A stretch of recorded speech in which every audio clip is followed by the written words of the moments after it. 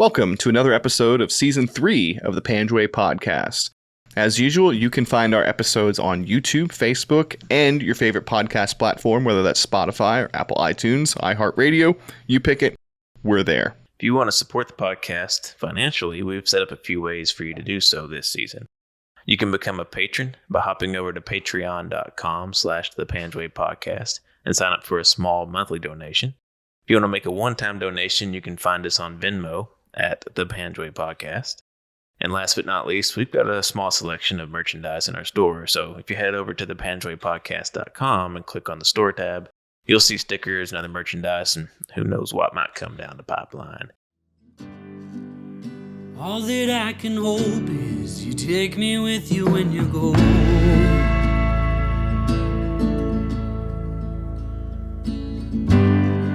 I guess I should have known I can't leave with you when you go.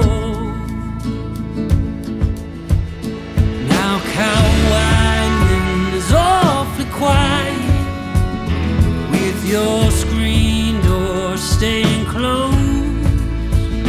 And if I learned French like you told me, baby, I would hear your ghost.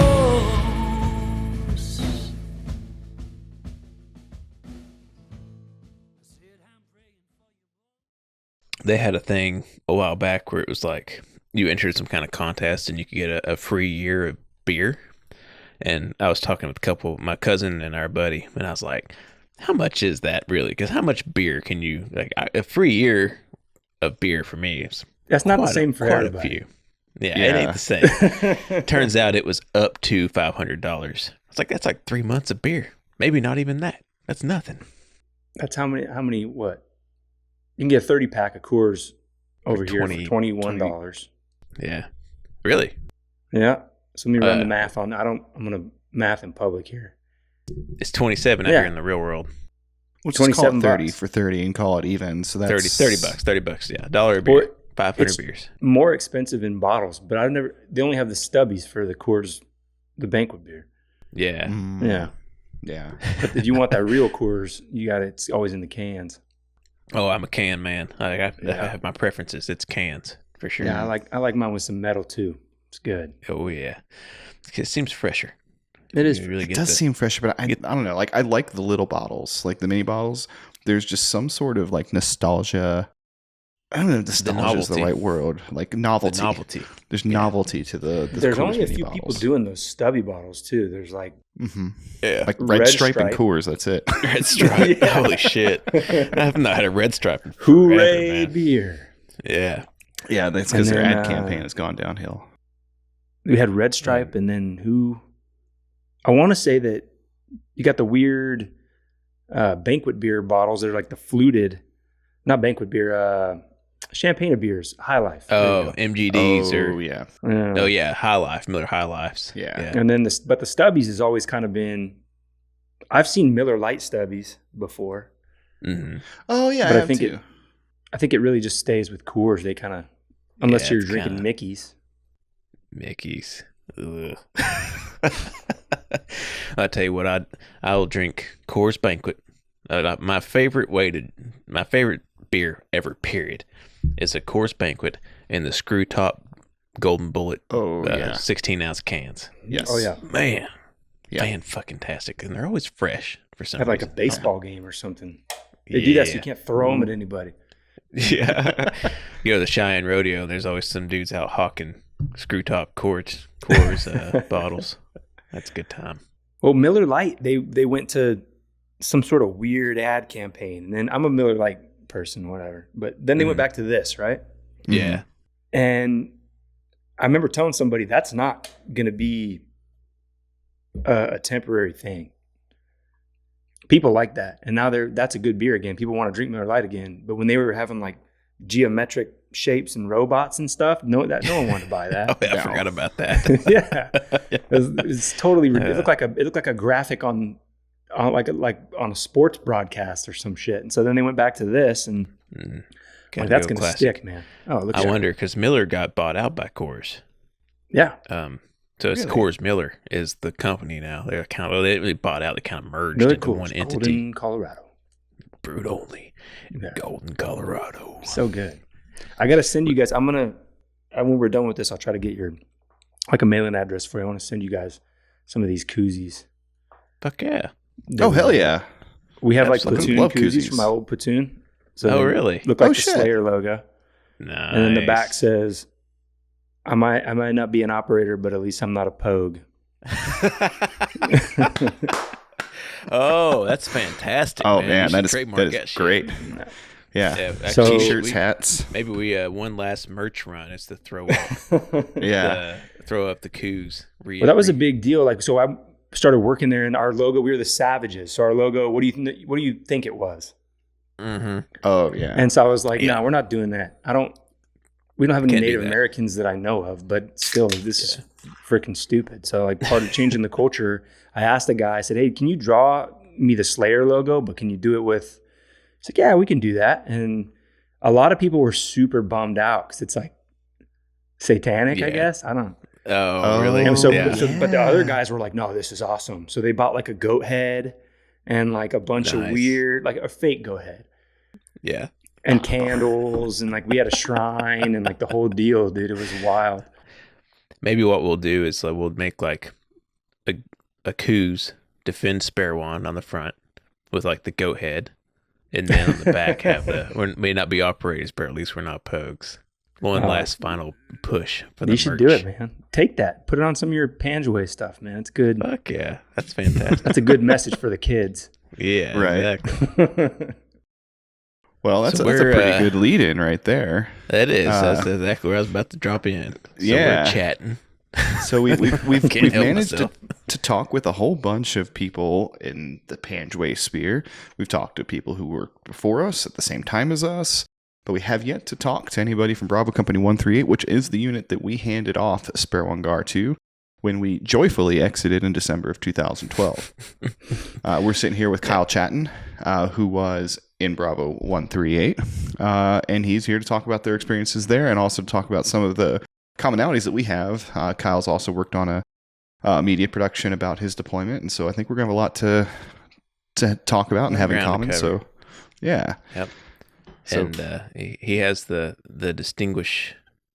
distinction of being the dude that I swore was their first KIA when you guys were ripping out with us. So yeah, it was good story to start it off with. Is that we were setting up on the roof of a compound. It was our second RIP patrol, maybe the first. I think it was the No, first it wasn't our one. first. I It was think it actually, was- I think, our second to last. It was close to No, the last it was one. early. It might have been. I there thought it like was the first one because I think we were I the think first it ones was- to go out really? there. Okay. Yeah. So we were out there and getting spotted by a dude. It's a classic situation. Had the dude in the crosshairs, trying to get permission to engage the spotter. Didn't get permission in time. They ducked down, and like clockwork, old homie rolls up with an AK and squeezes off a round. And Kyle was about 50, not even 50 feet. You're about 20 meters in front of me. And I was sitting at the top of the stair. I had the we knew it was coming, so I had the Gustav open. I had my rounds ready, and I was ready to roll. I was just sitting there waiting on it to kick off. And you like started to shift your position. You were in the prone, and you went like kind of push yourself up, and that first salvo from the AK opens up, and the round hits right in front of your face, like kicking dirt like up onto your face, and and you dropped like a sack of taters. And I thought they've been here 24 hours, and somebody's already gotten killed. Yeah. So that was my memory when we chatted. I made that connection. That was Yeah. that was pretty wild. Yeah, I was trying And to figure out that how I'd still met you stands guys out as my before. favorite mission. I think of the entire That was deployment. a good one. Good. It was a good great time. one. Yeah. Other than Kyle almost getting domed, that was a good fight. He's not the only one Yeah, almost that got was domed. unfortunate. And I told you I had that. Yeah, Curtis Everyone's almost got sitting there zapped that because one it was too. one of those wavy roofs. Yeah, exactly. So we had kind of, and I remember you guys, somebody from your group was like, yeah, it's coming. And I'm like, we just got here. Like, Mhm. Yeah. And then I think it was me, one of the kids, it was his first patrol ever. He got his CIB on his first patrol ever. Wow. That's One of our crazy. Minehound kids, Glassy. But you guys said it was coming. And I remember, like you said, Luke, I looked up over the edge and then boom. And then I fell funny and I had all that spray paint in my pocket. Yeah. And it started spraying all over my leg. So one of your guys was like, dude, are you shot or is that spray paint? I was like, I think it's spray paint.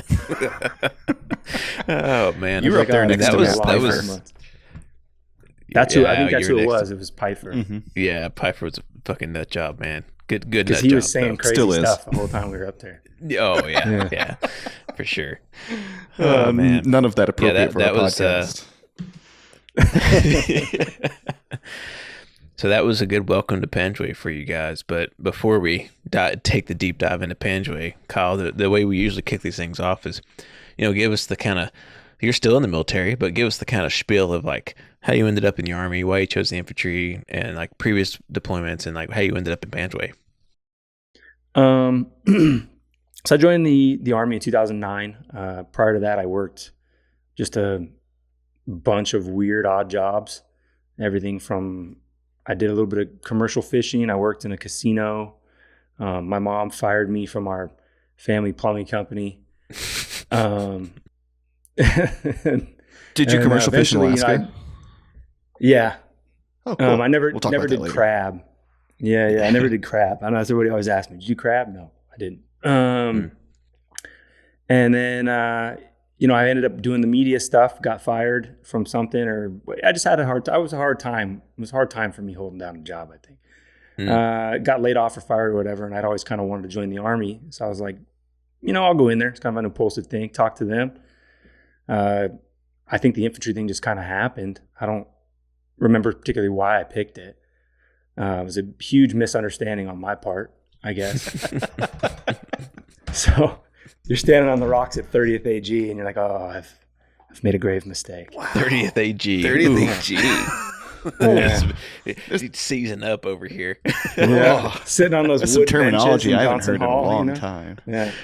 So I don't know. Yeah, It kind of happened to me. Got into, again, I was still trying to figure it out. So I got into the Army, had a little trouble early on.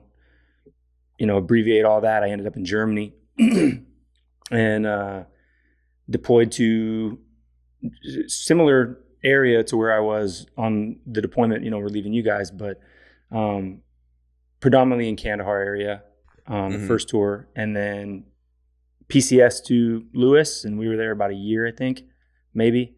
And we headed out to Panjwai. So 2 Afghanistan deployments. Mm-hmm. And what was that first one like in terms of like the mission set that you were doing and the areas that you were visiting? So I was on it was the same type of deal. We had strikers, but we didn't use them. Like I rarely, at least the elements I was with, we were in the mountains, probably like 30 kilometers away from this place called Kalat, which is like a big castle there and everything. Mm-hmm. Yeah. So we were out in the mountains, and so there's a lot of just randomly walking up hills. I don't remember why. There's a lot. I was also a Joe, but there's a lot of like, hey, walk up this mountain and see what's on top of this mountain for no goddamn reason. So we did that a lot, and I remember thinking, if I get shot on the side of this mountain, I'm just gonna like tumble all the way down to the bottom. A 600 foot drop. Oh yeah, it was mindless. It's a pretty no reason. Is it pretty spicy, pretty kinetic? Like what was the up tempo like? Like what was that like for you guys? I think it had its moments, but I think that the comedy of errors and having the perspective now, having been a platoon sergeant or whatever else, I look back on it, that highly outweighed. So when we did have kinetic moments, they were pretty gnarly. Like we had one big ambush that happened early on, and then we got blown up a bunch of times, but nothing super crazy. You know what I mean? Nothing like Panjwai was. It was very. It wasn't quite as in your face, and the IED threat was like it was there, but it wasn't your main concern. Yeah. But some of the weird stuff that happened, like we had a platoon sergeant get relieved for faking a medevac. Weird stuff like that. Yeah. That's a new one. No, you had mid-tour leave back then. Yeah. Yeah. So as soon as you landed, they started sending people home like a month in. So there were dudes who like did that first month of mid-tour, and then the whole time, they were doing like 12 straight months or whatever. Right. But people started to miss it. We couldn't get ring route flights to get our mail, to get like anything, because we're in the mountains. There's no way to get there other than by helicopter. And I'm not going to do his accent or say his name because everyone will know exactly who it is if I do that. But he had a very distinct accent. But he's, one day he's sick of it. He's sick of us not getting flights and missing these. Because every time you go on mid-tour leave, that's like a month you're gone. Yeah. Yeah. It's a good chunk of time. Because it only takes you, it's 2 weeks of leave, but it takes you like a week to get out and a week to get back. Yep. Right. If you're lucky. Yeah. So, I mean, you probably went through that in Iraq, Luke. Same. We did. Yeah. Stuff. Yeah. So he couldn't get flights, but the Dynacorps birds would come for the 2 contractors. And so if you put troops on those, now they're a combatant, so they can't take troops unless it's an emergency. So he hears it's coming. He's like, everyone, hey, package your shit up, get down on the flight line. And this kid's like, hey, we can't do, and he's like, I think he like hit one dude. He's like, lay down, you're a casualty. And like, they loaded this dude up. Their story, I'm telling you. And then of course they get, everyone's there to receive a casualty, and there's no casualties. It's just these 2 dudes. Yeah. Just Huey and Father Batiste wandering off the bird, like, hey, we're ready for leave.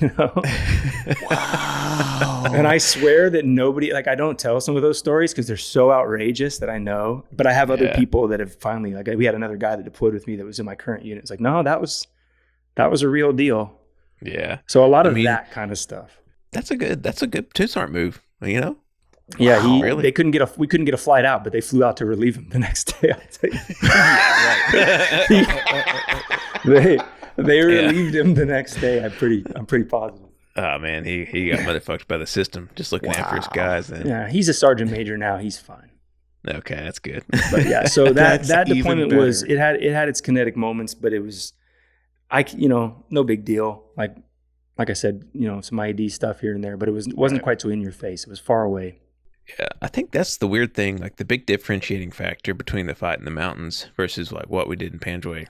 The distance is a big component, and then like it seemed like the guys in the mountains, it'd be like 3 months of nothing, and then one day there's like 40 dudes out there, and you're fighting all fucking day long.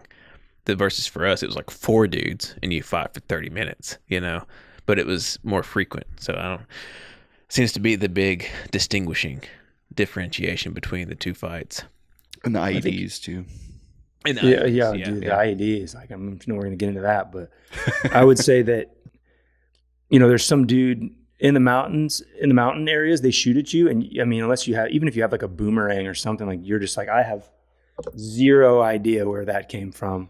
Yeah. And I'm not going to get any idea. And then in Panjwai, it's like, you can see the people that are shooting at you. That was, definitely something I had encountered before, but never like every time. You're like, dude, that you can see him, Yeah, right. He's 40 feet away. At the very least, you can see his muzzle flash. You can tell where his fighting position is. Yeah, that was definitely different. And I was trying to explain that to people because we had a lot of Iraq vets, and I remember trying to tell them like, "Yo, dude, I don't know what you had going on over there. I don't know what time you were there, but Afghanistan, these dudes are ready. Like they're ready to come out and be right up on you when they fight. You know what I mean?" Mm-hmm.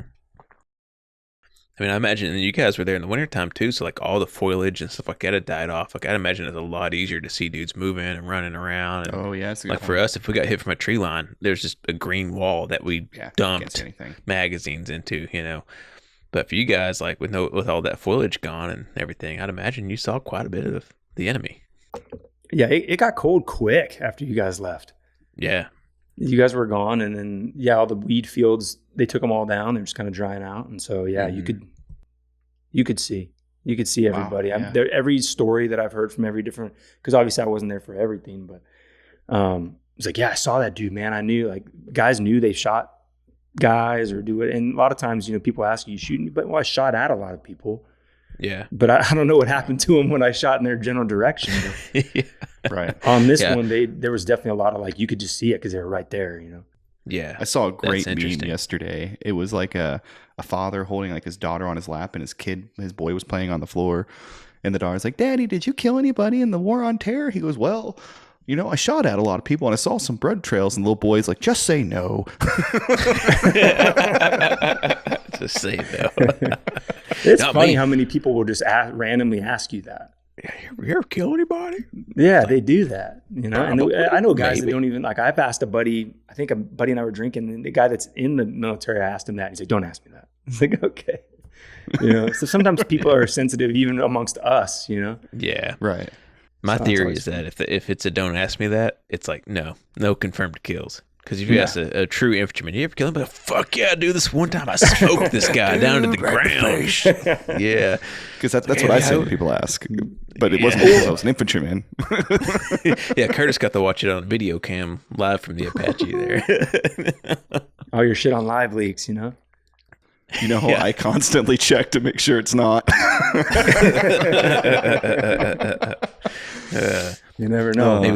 Maybe we'll delete the part about killing people, but whatever. Yeah. That's what we're here for. Yeah, it comes with the territory. Yeah. So you backtrack a little bit. So you got to JBLM in 2010, right? 2011? Yeah, I think it was like 2011. I got back from my deployment in Germany, and then I wasn't there very long. I think I went to a school or something, and then they shipped me off, and I ended up at Fort Lewis. And something that'll come up with that is that me and two other guys from my first deployment all PCS to the same unit and all PCS to the same company. Oh, wow. So the three of us had been together in Afghanistan on the first tour, and then somehow got lucky enough, and you guys know how odd that is. Yeah. To very PCS, not unusual. just the same duty location, but the same company. So you mentioned that a lot of your guys had been to Iraq and stuff like that, and that was one of the problems that we had going in. It's like only 4 dudes in the entire company had been to Afghanistan. Was it similar for you dudes? Yeah, 100%. Like there was good guys. I mean, there's guys that, it doesn't really matter where you've been. Like you're either a certain type of guy or you're not. Mm-hmm. So but just that experience, like being able to level that experience of having at least been in the country. Yeah, we brought something to the fold. There weren't many of those that were organic to the unit that weren't newly arriving people. And so everyone that was showing up, you had guys that had been with the 101st in RC East, guys that had been with 10th Mountain and, wherever, like, I can never say the name, somewhere up north or than us, right? So you had all these different guys coming in with this Afghan experience. And I think First Sergeant really played on that. He's like, hey, I need you guys to start pressing into these other dudes how serious this is, because their last tour, not to take away from it. I mean, you're out there away from your family for however long, but there's differences. Mm-hmm. Oh, yeah. And they were in Iraq and Bakuba, I think, prior to this, and I don't think they did a whole lot as far as fighting. Yeah. Yeah, there I wasn't mean, much I going told on. you the other day, like my deployment to Iraq, I didn't even earn my CIB. Like across the entire brigade, there was one firefight. Sadly, we did lose 2 dudes in the company to an IED, but even that was almost a freak thing. Right. And then, I mean, there was I think one Alpha company got mortared a couple times, and by mortared, I mean it landed 300 meters outside the walls of their COP. So, for all intents and purposes, nothing happened. Yeah. Yeah, it was about the same. Like those guys were, and I remember reading articles when I was in Afghanistan the first time. I remember reading an article about how troops in Iraq longed for it was like some Stars and Stripes thing or something, for the fight in Afghanistan. I'm like, well, they can come have it, dude. You want to come over here? Come on. Oh, dude, I remember what you wish being for. in Iraq and when the Marines were pushing into Helmand and getting into Sangan and getting fucked up, and we were all like, wow, we want to go over there and be in the shit. Man, joke's on us. Yeah. Well, there's something to be said for, and I talk about this with a lot of soldiers now, especially having, a platoon sergeant or was, and you got a lot of guys who have never deployed. That's a common thing now. So you having a CIB or you having a combat patch, you're the odd man out at this point. Mm-hmm. Yeah. Because there's not a lot I of imagine those you've guys got left. E6s who have probably never deployed at this point. Nope. And I had one of the best E6s I've ever, got to work with. He was one of the ones that I was kind of telling, the whole situation about it doesn't mean anything. Like you don't get to leverage all that stuff against what's going on now. But so I was telling him, hey man, I get it. If you practiced, because they all look at it like, man, I never deployed, and they wear it in a weird way, almost like it's derogatory or that their opinions don't matter. And I'm like, listen, I know a lot of guys with CIBs that don't deserve them. Yeah, I know a lot of guys with deployments that were horse crap, right? Yep. It doesn't, just because I went on a deployment doesn't make me a better, it has its advantages, but it doesn't make me better all the time. Right. It's who you are as a person anyway. So, but I do understand, had you been on a sports team and practiced for so long and you never got to go in the game, Right. you're going to feel some sort of way about it. And so this young guy, they do. I know a couple guys like that are just, God, I would have loved to have had them back when we were hooking and jabbing, but that's not the case anymore. So, yeah. Well, it's interesting too. Even back then, a lot of the guys that were like that, and I'm not saying your guys are like this, but a lot of guys that were like that, they were the first ones to crumple under pressure. They were boisterous, like, I can't wait to get out there and fuck up the Taliban. They ain't seen me yet. And then like first bullets pass in their fucking fetal position behind the wall. Like, you gonna see shoot a lot back of the or professional no? tough guys go weak in the knees, man, when some of that stuff happens. And sometimes it's like the scrawny piece of shit, like that, gets his ass smoked every day and can't do anything right. That's up there on top of the berm, just, hit fire in the saw and blasting people. Like, it can be the complete opposite. Like, combat is such an unknown. And I think every infantry guy wants to know that about themselves. Like, hey, how am I going to sort this out when it happens to me? Yeah. I don't think that I would ever peg myself for I've always been fine. I think I'm just emotionally shallow as a puddle sometimes. So I think it kind of just works that way. It works in my favor. Yeah. I mean, that was like, for me, coming back off of a year in Iraq and not even pulling the trigger on my weapon, that was like, that was a disappointment. I was like, I wanted to get my CIB. And we went into it knowing it was, we got briefed at NTC and it was like, you're probably not going to get your CIBs. So we went into it knowing that it was going to be calm, and that's exactly what happened. And like, it was a bit of a chip on my shoulder because I wanted that experience, and I had kind of accepted it, which is probably better, I think, for me to go into Afghanistan, like having accepted, like, okay, I'll never get my CIB, I won't see combat. So I think it was better to go into it with a more matured understanding of what to expect than it was to go and being like, I want to get my shit, I want to get my dick wet. Yeah, you made up for it. Yeah, you made up for it more 1,000 times over, I'm sure. They only give you the one. other thing is, a good point you made is just because you're a GWAT veteran doesn't mean like you have any transferable skills to the next fight. Like the War on Terror was like an exception for the most part. Weird. Yeah, it was like the redheaded stepchildren of war. Right. We had such a technological advantage. Our tactics weren't very conventional. You always had air to rely on. Like, and even from the air, it was different. Like the way we fought in the Apache, if we tried to fight the Russians like that, we get shot down in 2 seconds. Yeah. You can't pull circles at 1,000 feet for an hour over an enemy that has air defense radar. Yeah. Well, people try to leverage that, especially now. You see it a lot with the gap widening between people that have deployed and people that have not. And they try to like I said before, they try to leverage that. They try to your stock's running out, man. Like, I'm glad that you did all those things, but the game's changing. You're right. Yeah, dude. As soon as like some PFC goes to Ukraine and kills like 100 Russians from his Bradley, our stories about dodging IEDs and Panjwai look like pussy shit. I think that's all you had. That's all you had was a couple of dudes over there in their in their garb, freaking shooting at you from behind a tree. Yeah, we've joked that we've been joking that when the shit kicks off in Ukraine, we'll have to take the podcast down because I'm like, you guys don't have war stories. You guys, somebody's gonna be on TikTok. Yeah, it's like, you want to see about war stories with some 19-year-old from Boise, fucking smoking a platoon of Russian infantry as they hard charge across the no man's land. And then he's gonna do a vape ad. He's gonna do a vape ad. With his little thing on his reel. Sponsored by Juul. That's how it is nowadays, man. These kids they're plugged in. You gotta do your dance. Oh man, can't do nothing for free. Yeah. Jesus Christ. What's been like, because you've been in the military long enough, and you were in the military in an interesting transition out of the GWAT into a non-deploying military. It's like, what's the biggest cultural shift and change that you've seen over the course of your career? I think it's the focus of, the higher echelons of the military on making it just easier on people to do what they want to do. I remember like no one gave a shit about my feelings when I came in. Like, I was like, hey, I'd like to have this color hair.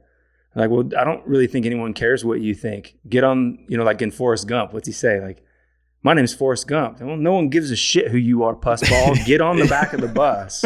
Like, that's kind of how it was. Like, me being an individual, no bearing on this train at all. Yeah. And now they have this whole people first thing, and I'm not knocking it. I think that that's a good resolution. It's good to want to make people feel like they're important, and it's good to, want to give people the whole rest cycle thing and give back to people that are worked hard and whatever. Yeah. But at there's got to be a line. The Army's always been different. It's not society, it's the Army. Exactly. And the Army didn't choose you. You chose to be in the Army. So why do you want to come in and change all this stuff? I mean, that's a huge rabbit hole, man. But I think that's the biggest thing I've seen is that the Army's more about catering to who's in it now, as opposed to you getting in and conforming to what it is the Army wanted you to do. Yeah. That's bizarre. Cause like you said, when I came in, nobody gave a fuck where you're from, who you were, what you had going on. Like here, private, here's a fucking saw, carry it, Yep. And that was the culture. Do your fucking job. Yeah. And that's one culture change. So we have women in the infantry now. Mm-hmm. It's not it's a topic a lot of people don't want to talk about or whatever else. Sure. I have no issue with it. A lot of people were really put off by it initially, but especially with my time when I went over and was a drill sergeant and stuff, I was working with a lot of females who are amazing. I mean, there's a woman who's, I think she was like the first African-American Ranger person or whatever that worked with us at the Drill Sergeant Academy. She's like the female David Goggins, man. Like this woman runs marathons and crap. And you're an infantryman that's fat and has been mainlining monsters all day. And, you've been on profile since the Clinton administration, and you want to be like, there shouldn't be women over here.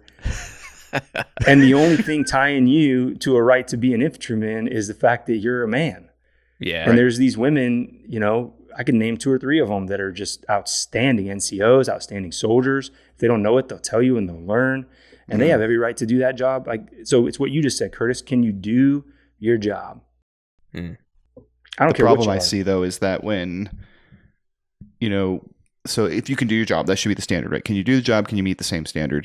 But when politicians get involved and they say, well, not enough women are meeting the standard, can we lower it? Can we change it? And obviously the issue with the ACFT kind of reflects everything that's going on with that. But I'm with you. I got no issue. If you're gay, trans, a woman, if you can pick it up and carry it the same way that guy can. Like if you can carry it, if you can pull my ass to the helicopter when I've got a bullet wound, I don't fucking care. As long as you can do that, I don't care. We're good. Yeah. And the sad thing is there are definitely women that can do that, and there's definitely men who can't. Yep. Oh, yeah. But that dude's going to get his fair shake at the job before a woman is. Yeah. Well, not anymore. So I'm sure it has its ups and downs, but from what I've seen, hey, it's no issue. It's a non-issue. Good. Let's move on to something That's good. else. that's good to hear. But that's been a glad to big hear that, culture man, change, because to answer your I question. feel like the old infantry reaction to that is like, women can't be in combat. Like that's kind of like the standard go-to. So it's been that's refreshing to hear. Yeah, I don't think that's the case anymore. I really don't think this generation gives a shit, to be honest. They're just like, I don't care who it is, as long as we can. And people are still going to talk or say what they want to say, but the detractors are few and far between for that stuff nowadays. Nice. I mean, and the real test is yet to come. It's happening during a peacetime army. We're not going to know what the real dynamics of it are going to be until we're in the trenches of Ukraine or we're back in Afghanistan in 2 years, which we probably will be, or in North Africa or whatever. We don't know yet. Maybe we're all wrong. I hope not. I'll be watching it fat from my couch. Kind of like watching the Olympics. when you're eating like a bucket of KFC, like I can't believe they lost a point on that. What are they doing? What a piece of shit! Can't land a triple axle. Yeah. Get out of here. I'd do a quadruple Bite it at at his least. Oh man, we went way off the I'm rabbit getting- hole there. I love I'm it. sorry. Yeah, we did. that's we my went way fault. down the rabbit hole, but Yeah, that's the biggest So cultural you're getting change. ready to. You're at JBLM. Yeah. So 2011. So I think 3rd Brigade's getting ready to leave, and at some point, they're down there, and you guys find out that you're going to be replacing them. How did that kind of go down? we came back from NTC, and I remember, and I think I'd mentioned it to you guys, like I was like, oh, we better do something dumb because we're going to get whatever. We kind of had whispers that we were going to Afghanistan, but nobody really, obviously there's no pinpoint location. We didn't have any intel on you guys at that point. But I remember thinking like, we need to mess something up because these mission readiness exercises, if however you stack on that thing, that you're going, like one guy's going to be guarding the ammo point and one dude's going to be in Panjwai. Like, how do you want to shake it out? Yeah. So I remember thinking like, hey, I hope, you want to do well, but my God, I was like, I don't want to have a just ridiculous deployment. But I didn't get my wish. And I remember they told us, hey, you're going to Afghanistan. But I was like a specialist, I think. I was about to be promoted to sergeant. And, so I wasn't in the know the way that you are when you're a little higher up and you can hear some of the stuff. But they definitely told us, hey, you're going here. And then stuff started to kind of pour in, whether it's helmet camera stuff or just word of mouth is always the worst because it's always some E4 like, dude, did you hear? I'm like, did you hear what? Like they literally, someone was over there and like there was a gunfight and someone was in like a suit of armor and there was 44 people with jousting rigs and just like whatever you can think of, right, the mindless.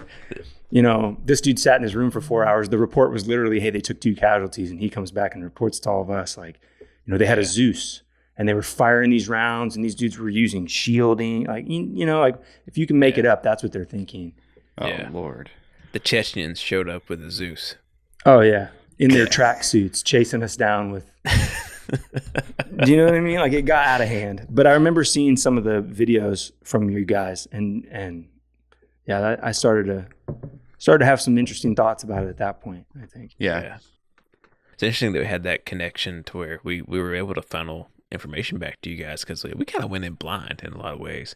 And I don't know if it was because of the last minute nature of things or just whatever, or maybe that where you guys were in the same, you guys were second ID too, right? Yeah. Yeah, so I mean, maybe where the units had some crosstalk or something, but it was interesting to see like you guys got that information going in, and we kind of did, but not. We didn't get helmet cam footage or no sat phone conversations. It was very much like this is what's up, but we don't really know what's happening. Yeah, I don't know who was doing it. I'm someone who can probably tell me after this. I'm sure there's. But obviously I wasn't a platoon sergeant. I feel like you would know that if you were a platoon sergeant or PL or whatever, they knew. But I remember going into the office one day and they had helmet camera footage and they were really talking about the terrain. Yeah. And that was kind of where our first sergeant who, I'll talk about him more, but I think he really was like, listen, if you're fat, if you're slow, if you don't want to be 100% committed to this company, hey, we're making cuts because we couldn't take everybody. Yeah. Oh, wow. Part of that whole drawdown thing, remember? Like we couldn't, you still had to do the same job, but you couldn't take as many people. Wow. He's like, I'll leave your ass here. I have no problem with that because here's what you're up against. And there's videos of you guys doing what we all do over the Grape Rose, just repeatedly eating shit and carrying all this heavy stuff and fumbling and tumbling. And then, when you're tired and whatever else, then you're getting shot at. And we were getting all that. Bag of ass. You can't not, like especially with that diaper on too. And that fucking diaper, yeah. You guys diaper and a 3-day ruck baby tankers bouncing around your butt. Mechanized infantry. I think everybody was kind of doing that. Yeah, everyone was like, "Oh, these guys are armored. We'll be fine." I was like, I don't know. Jokes I think they did a pretty good job. We were infantry, damn it. That was always a pet peeve of mine, being in an armored battalion as an infantryman. It was just like, I'm infantry. I'm not armor. It's so silly. Like when I'd been a striker for a long time, and then I did my platoon sergeant time in a light unit. And when I was getting ready to go back to light, I remember all these guys were like, "You're gonna have a tough time." I'm like, "Why am I gonna have a tough time? Tell me." Regale me with stories of when you were light and how awesome it was and how inferior the other types of infantry are. And so then I got there and I'm like, this is not, no. So it wasn't, it's hard to be a platoon sergeant, but I wasn't at a disadvantage because I had only, spent most of my time in striker. So, you guys, because you weren't at third ID. You weren't true mechanized. Donut munching Bradley I Gunners. would have come in limping if I was in the third ID. Yeah. Third ID was full of fat boys. There's some chunky fellers and mechanized infantry. There's fat boys everywhere. Let me tell you, It's true. Yeah. It's probably more But now yeah, that than, was- than before too. oh yeah, it's different now. But I remember, yeah, that was the thing. We got a lot of reports from you guys, but it was kind of hit or miss. But we had a general idea. Hey, you're relieving these people, and I would say that was about a month out. It was like these guys, and here's the reports, and here's what you're going to see, and here's what you need to start training for. So, What kind of adjustments did you guys make? Yeah. well, for us, I'll start by saying we had a squad leader all the way up through because I was a team leader about a month prior, and then they swapped squad leaders.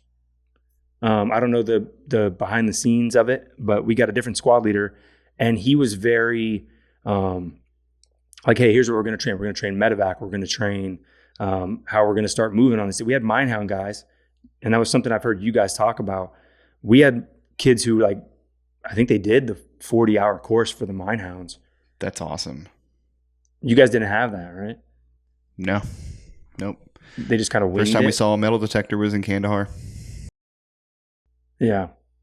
Yeah, we had these kids went and sat, and so we had a lot of them. And man, hats off to those kids. I'll say a couple of their names: Claver, Glassy, Humbert, guys that did that was a thankless job, man. So we started training all of those things. We knew we had to walk in a file. Yeah.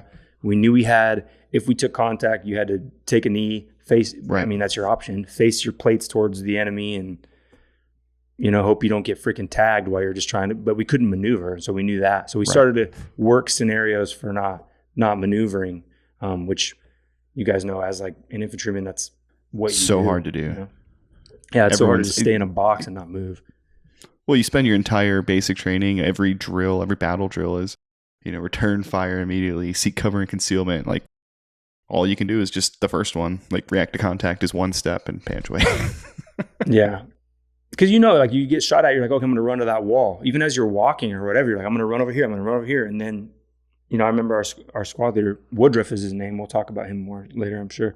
He was like, no, I don't care what is going on in your brain. Like, if you get shot at, you can't move.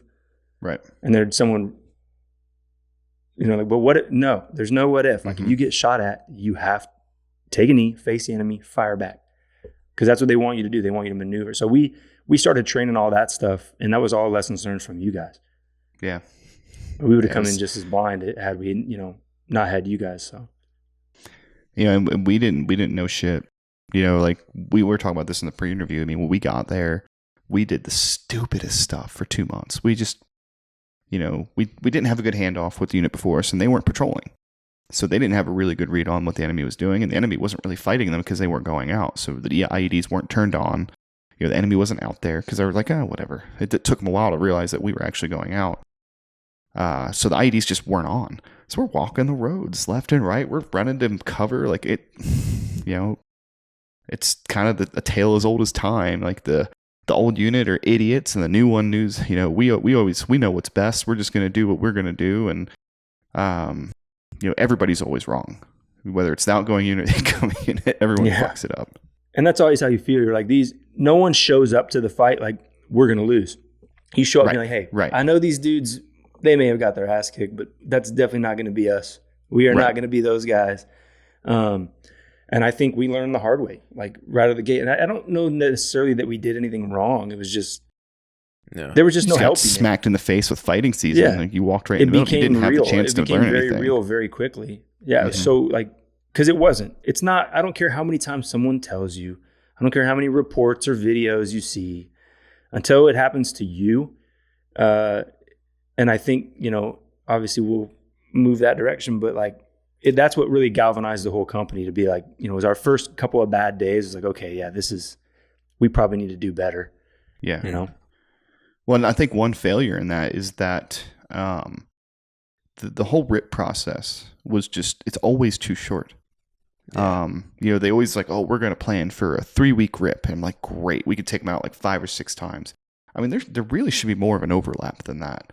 You can't teach somebody an AO, you can't teach them TTP, so they can't experience it, they can't know it, just going out on 2 patrols, which is unfortunately kind of what you guys got. We had such an abbreviated RIP. Yeah. And even and you guys even got, I'll just dog out the unit we replaced. Our RIP patrols with them were cheesecake patrols. We didn't know at the time, we didn't know any better. But and at the time I wasn't very happy about it, but in retrospect, it was the right thing to do. Like Brian Kitching was like, take these guys into the fucking heart of Taliban country so that you guys can get shot at, and that was, so your RIP patrols, at least we got into some good gunfights on those last couple of patrols for us. So it was a proper introduction. But, and I appreciate that, because there's nobody trying to do a patrol like that when you got like 6 days until you're home. Oh, dude, like the last firefight that I got into, like 72 hours later, I was on a plane in CAF leaving Afghanistan forever. Yeah.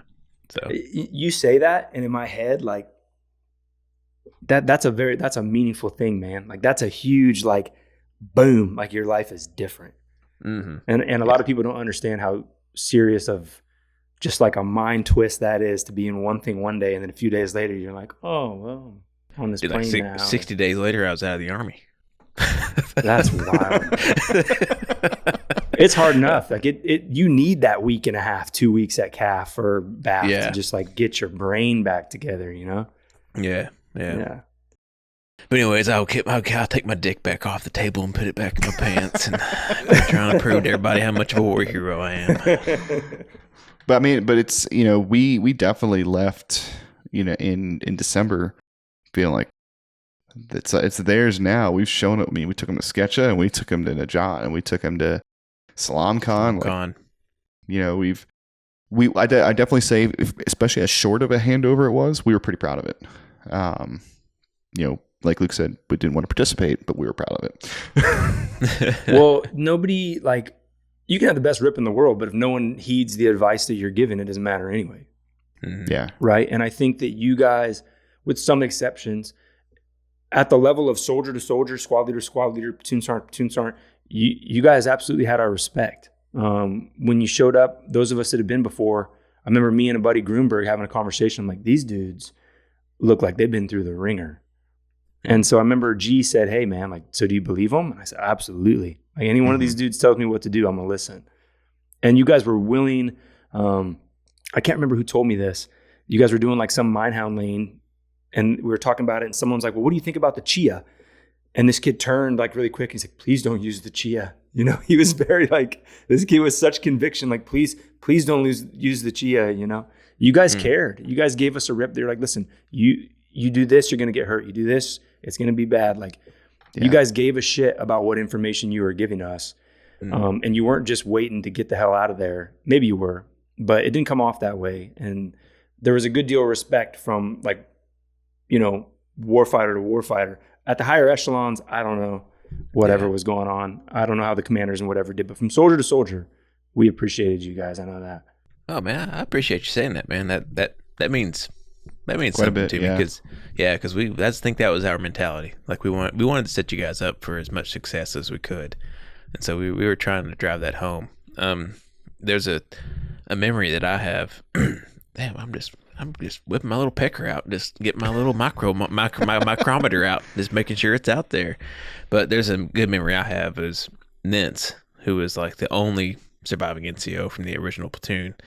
Not literally surviving, but he's the only NCO we had left at the end of the deployment who either hadn't gone home or gotten blown up. And it was that gunfight what we started out on where you almost got shot. And he said right before that was kicking off, like, everybody was setting in positions. We were hitting our feng shui, getting in our mojo. And I think maybe your platoon sergeant or one of your squad leaders, so like, these guys are fucking squared away. And he's like, and Vince responded, these are the ones that have survived. That's honestly how we felt. I remember that first patrol I was watching, because we weren't involved. You guys put us in the middle. I felt about as closest to an enabler or a pogue as I could possibly feel, because I was just in the middle of this patrol. Hey, don't do anything. Right. You're just along for the ride. You are absolutely in the right seat right now. You know what I mean? Mm-hmm. And we started moving out. You guys were like, you're just tuned in, man. Everywhere we went, guys were just, it was like a very seamless thing. You've seen guys do CQB together in a team for a long period of time, and they get very fluid. You guys had that. You guys were doing a solid job. You could tell you'd all been together a while. And I was a believer after that first time. And my squad leader too. We were like, yo, whatever these dudes tell us, we need to soak up all this knowledge before they leave. Because once they leave, it's on us, and we're gonna have to figure it out. Any questions we didn't ask. So I remember bugging. I can't remember. I think he's been on your show. Hispanic guy, Saw Gunner. I can't remember his name. Perez. Could have been Perez. There's him or another. I can't remember. But I remember talking to one of those guys. Like, hey, what about this? Actually, no, Perez was gone. Perez would have been shot. Never mind. No.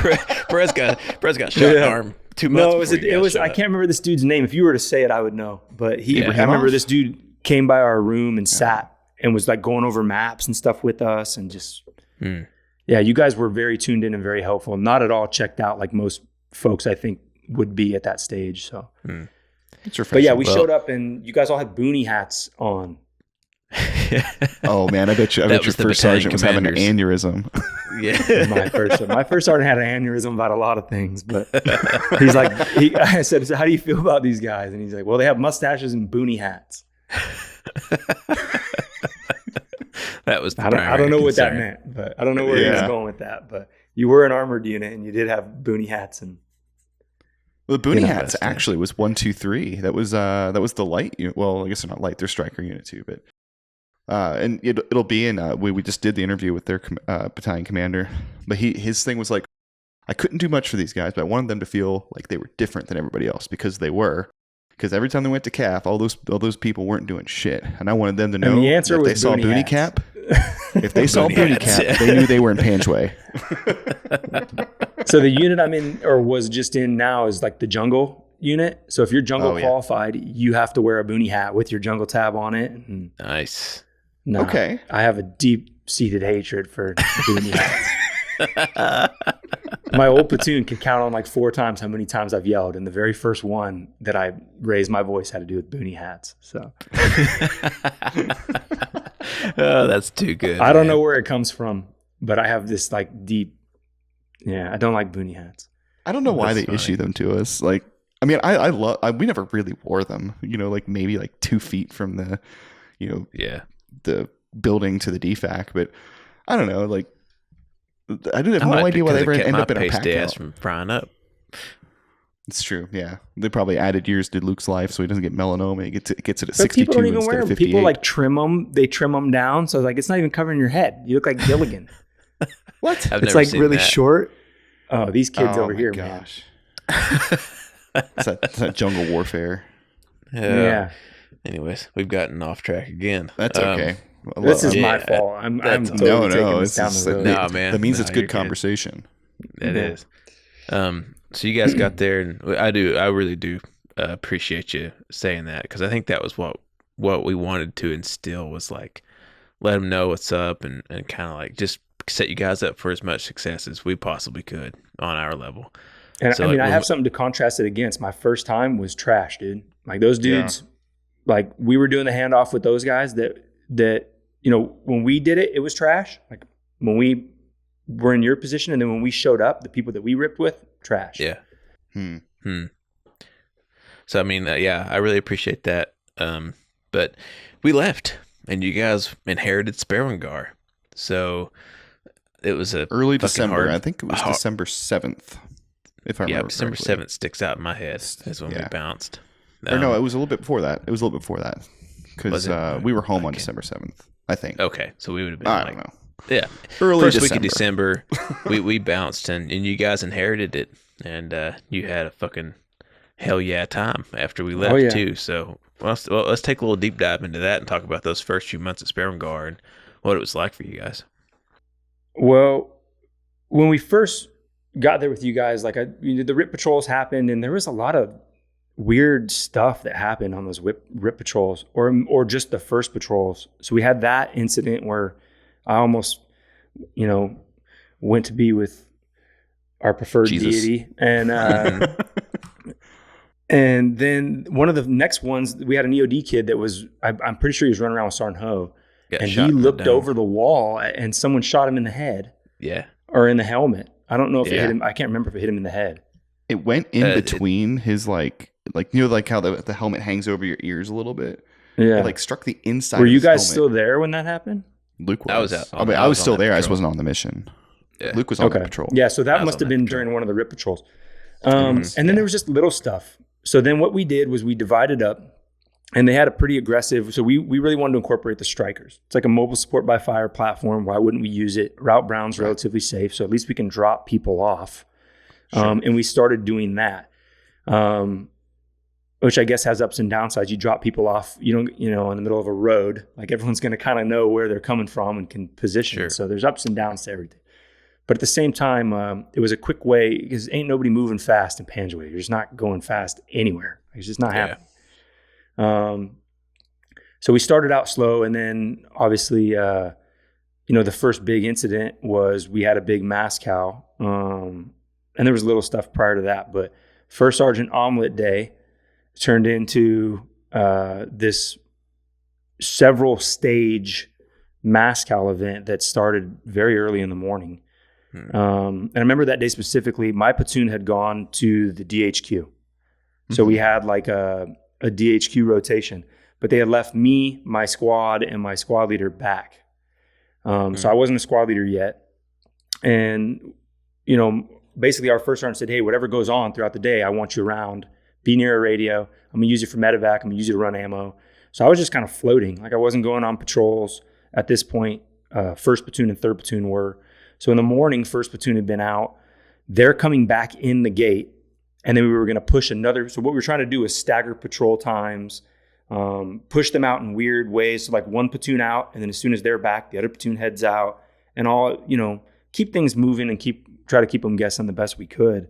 So first platoon's coming back in the gate, and they're, 40, 50 meters outside the gate, their frontline trace, and they get ambushed towards the rear of their element. And Sergeant Housel gets shot. So he's down in like the middle of the road. They get him out. First sergeant runs out and picks him up in a gator, which is a whole nother thing. The gator and the four-wheeler. You could do a whole episode about that four-wheeler and all the tragedy that befell everyone with that four-wheeler. That's right, because we got that right before we left. We never got to use that thing. Oh, thank God. I could imagine. Oh, man. That, Bullet sponge I don't know and what an ID magnet. No, we didn't drive it in. We weren't driving it outside, but you give a group of infantrymen a four-wheeler with that much ass in it, and they're driving it at nighttime to do SOG rounds and shit. Oh, God. Yeah. It didn't run at the end of like 6 months. It had been rolled. People would hit walls. That was just way too much ass in a four-wheeler, man. I don't know what that thing was, but yeah, our own first sergeant rolled it and got pinned, and the olive group guys came and were trying to help him, and he thought they were coming to like finish him off, Yeah, but he would use that for medevac. So he runs down the hill. I remember that morning was First Sergeant Omelet Day, and so he was in the chow hall with his gear stacked outside and like his embedder in his pocket, and he was whipping up omelets. That's Because awesome. obviously he's got to be tuned in while everyone's in, and that chow was nice, man. You guys had done Good. We got hooked up too. It was nice. Yeah. Nice. It wasn't as nice for Very. you guys as it was when we picked it up. I will apologize for that. We didn't return it in Well, the same that condition whole it was given base to was us. nice Oh, compared yeah. to like when you were living in like this little submarine room. That whole, like at least when you were on the, Sperwan Ghar proper, you were living all right. Yeah. Oh, yeah. 100%. So Luxury Housel apartment got in the shot sky. in the morning. Oh yeah, it was great, man. It was great. So he got hit in the morning, and I, obviously not making any light of that at all. Like the guy got shot, but he was okay. They got him out of there, got him up the hill and got him medevac. But third platoon just kept on trucking. So like, all right, hey, Housel's good. He's stable. We'll get him in the truck. We'll get him in the bird and get him out of here. Third platoon, carry on. So third platoon was actually going out the gate. The two platoons were crossing when the ambush happened. And so they ended up getting back in, and third platoon heads out. And I believe, I don't want to say village names in case I'm wrong, but I've talked to enough of them now and seen, when I was doing some of the video stuff, I would see all their footage. And I want to say they went to one of the Loikolas, like Big Loikola or wherever. Is that ring a bell? Or Loikola. is it Reggae's to the Loikola. Reggae's to the south? Yeah, if you're looking down Route Brown to the right-hand side, that way. Oh, it'd be Paimaluk. Adams, Paimaluk. If it's to the west of Sperwan, there's Paimaluk and Dorzai on the left side of We Route did this Brown. the other day. Remember? I'm like, I need to look at a map. I didn't look at the map. Well, it doesn't help there that was the village names Loichle. change. No. Loichle was a Where good was- bit. Well, it was the way it was Sketcha. out towards where going out towards Sketcha. It was like that direction. Okay. From Route Brown. So kind of the way that they did the winter road. They were heading out that direction. And so we had helped with the medevac stuff. That's all done. First platoon's back. Third platoon heads out, and they're, Sergeant Williams is the squad leader whose squad is on point. Sergeant Schurter, I believe, was on point. And they had kind of made their way into this village and noticed very quickly that there's no one there. They're like, hey, there's nobody here. And I believe that the Special Forces group vocally prior to that, when our commander had said, hey, we're going to go here, he said, hey, something bad's going to happen to you. Like these SF guys are like, don't go over there. Yeah. And I think that they even told our XO too, like, I don't know what y'all are doing, but like, if you don't have a real reason to go over there, don't go over there. Like there's no point. So they did. And they get over there and there's no one there. And I think that kind of happened, everyone was starting to get that feeling. And then we lost air support. They had a break station. So I think our commander was like, yo, it's time to go. And as that was happening, that front element took contact. And I'm not sure if anyone was shot in that first volley. I don't think so. But then Sergeant Williams had, some of the guys pushing they were pushing somewhere, and he knelt down on an IED, and I think that coupled with some small arms fire injured everyone. His squad. I think it was like Schurter, Munguia, Noriega, a lot of those guys, and Sergeant Williams himself were all injured. So that turned into a whole big thing, and it sounded. I was back at the cop or the fob, and First Sergeant ran and grabbed me, and he's like, hey, the snipers are out with them. I know you kind of used to do the sniper thing. Grab whatever rifle they left here, and you and Woodruff get up on the hill and just see what you can see. Don't shoot it, but just be up there helping report, So if you see anyone massing or coming in, because, man, it sounded like it was wild. The volume of fire that was going on from the onset, the initial volley, there was lulls, but it was sustained for, had to have been close to an hour, it felt like. Wow. I mean, it was just going like one volley, two volley, just back and forth for I don't even know how long. And I know they were taking fire from like a gray putt, and I've seen some video where they were really giving it to the gray putt, and there was some air support assets that were hitting it, but they had all these casualties on the ground, and they can't get them out of there. They had called Dust Off, and Dust Off, I think it was like, yo, like the conventional Army folks were like, we're not coming down there until you get that LZ cleared, which makes sense. I mean, you don't want to lose a bird, but right. I think Pedro, the story I heard was that Pedro, the SOAR guys and the PJs were supporting someone the next valley over or doing something, and they heard it. And we're like, yo, we'll come. If they don't want to help you, we'll come down there.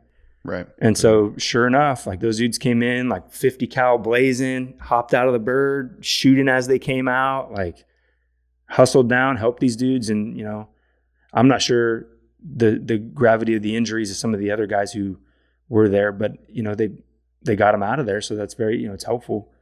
And they gave Sergeant Williams a chance, at least at that point.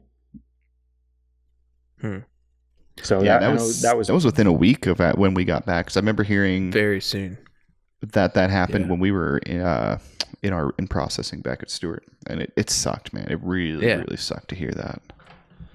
Well, you always hear that with a unit that replaces you. You're like, oh man, I heard they just got tore up. Well, in our case, that was 100% a thing. Yeah. Like our first, that was the day I think that really was like, okay, we got to take a look at what we're doing. Obviously, I'm not hip to the mental, what was going on with First Sergeant or the commander or whatever. I wasn't there with them, but I imagine that was a shift for them. Like, okay, right, we can't have this happen again. Yeah.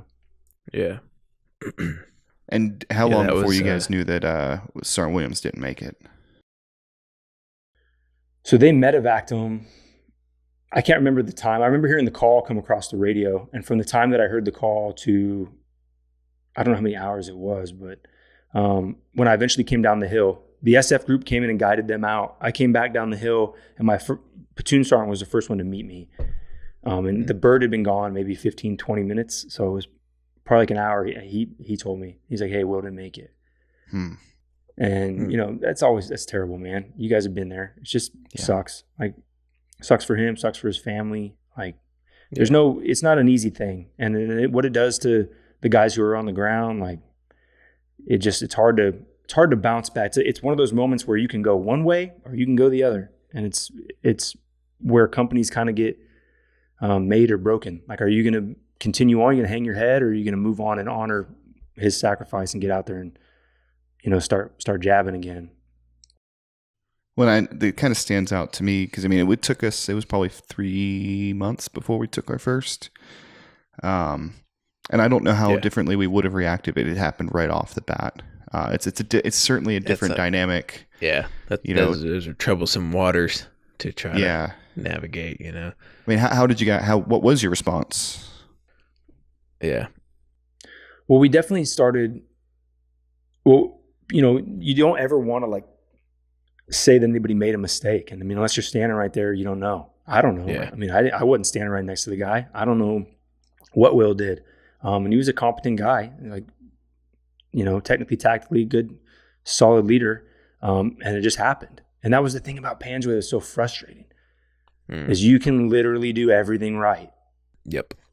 You can do everything to put the odds where they need to be.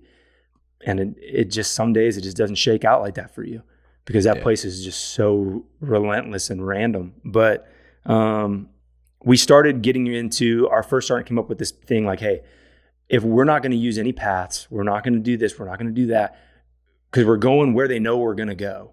So we're going to start, eliminating the ability for us to get channelized, and we're going to start blowing holes in everything, which I think you guys had done some of. Yeah. But we're like, no, that's not going to be like the exception. That's going to be the rule. Mm-hmm. Mm-hmm. So no more, using any place that it's ever been walked in. I want you to walk through the most austere shit. I want you to walk through creeks. I want you to freaking blow holes in the wall and walk through someone's cow patty or whatever. Like, so that's what we started doing. And I think later it evolved into, we used a little bit of hard pack because you could see any type of ground disturbance. Yeah. But that was you one see of the like big kids changes. running back and forth across it. You're like, okay, I can probably take that short section of path. Oh, yeah. And that was always a rough one. You would see dudes do it and you would just cringe. You guys would wave kids over. And you're just like, come on. You know what I mean? But like, if they're going to walk it, you can walk it. You know what I mean? Yeah. Right. Generally, yeah. Not the preferred SOP, but, guys did it. They're like, hey, if these kids, I'm going to call these kids over. If they'll walk over, I'll just walk down the alley. Because they know where everything is, man. Them That's kids true. know. Yeah.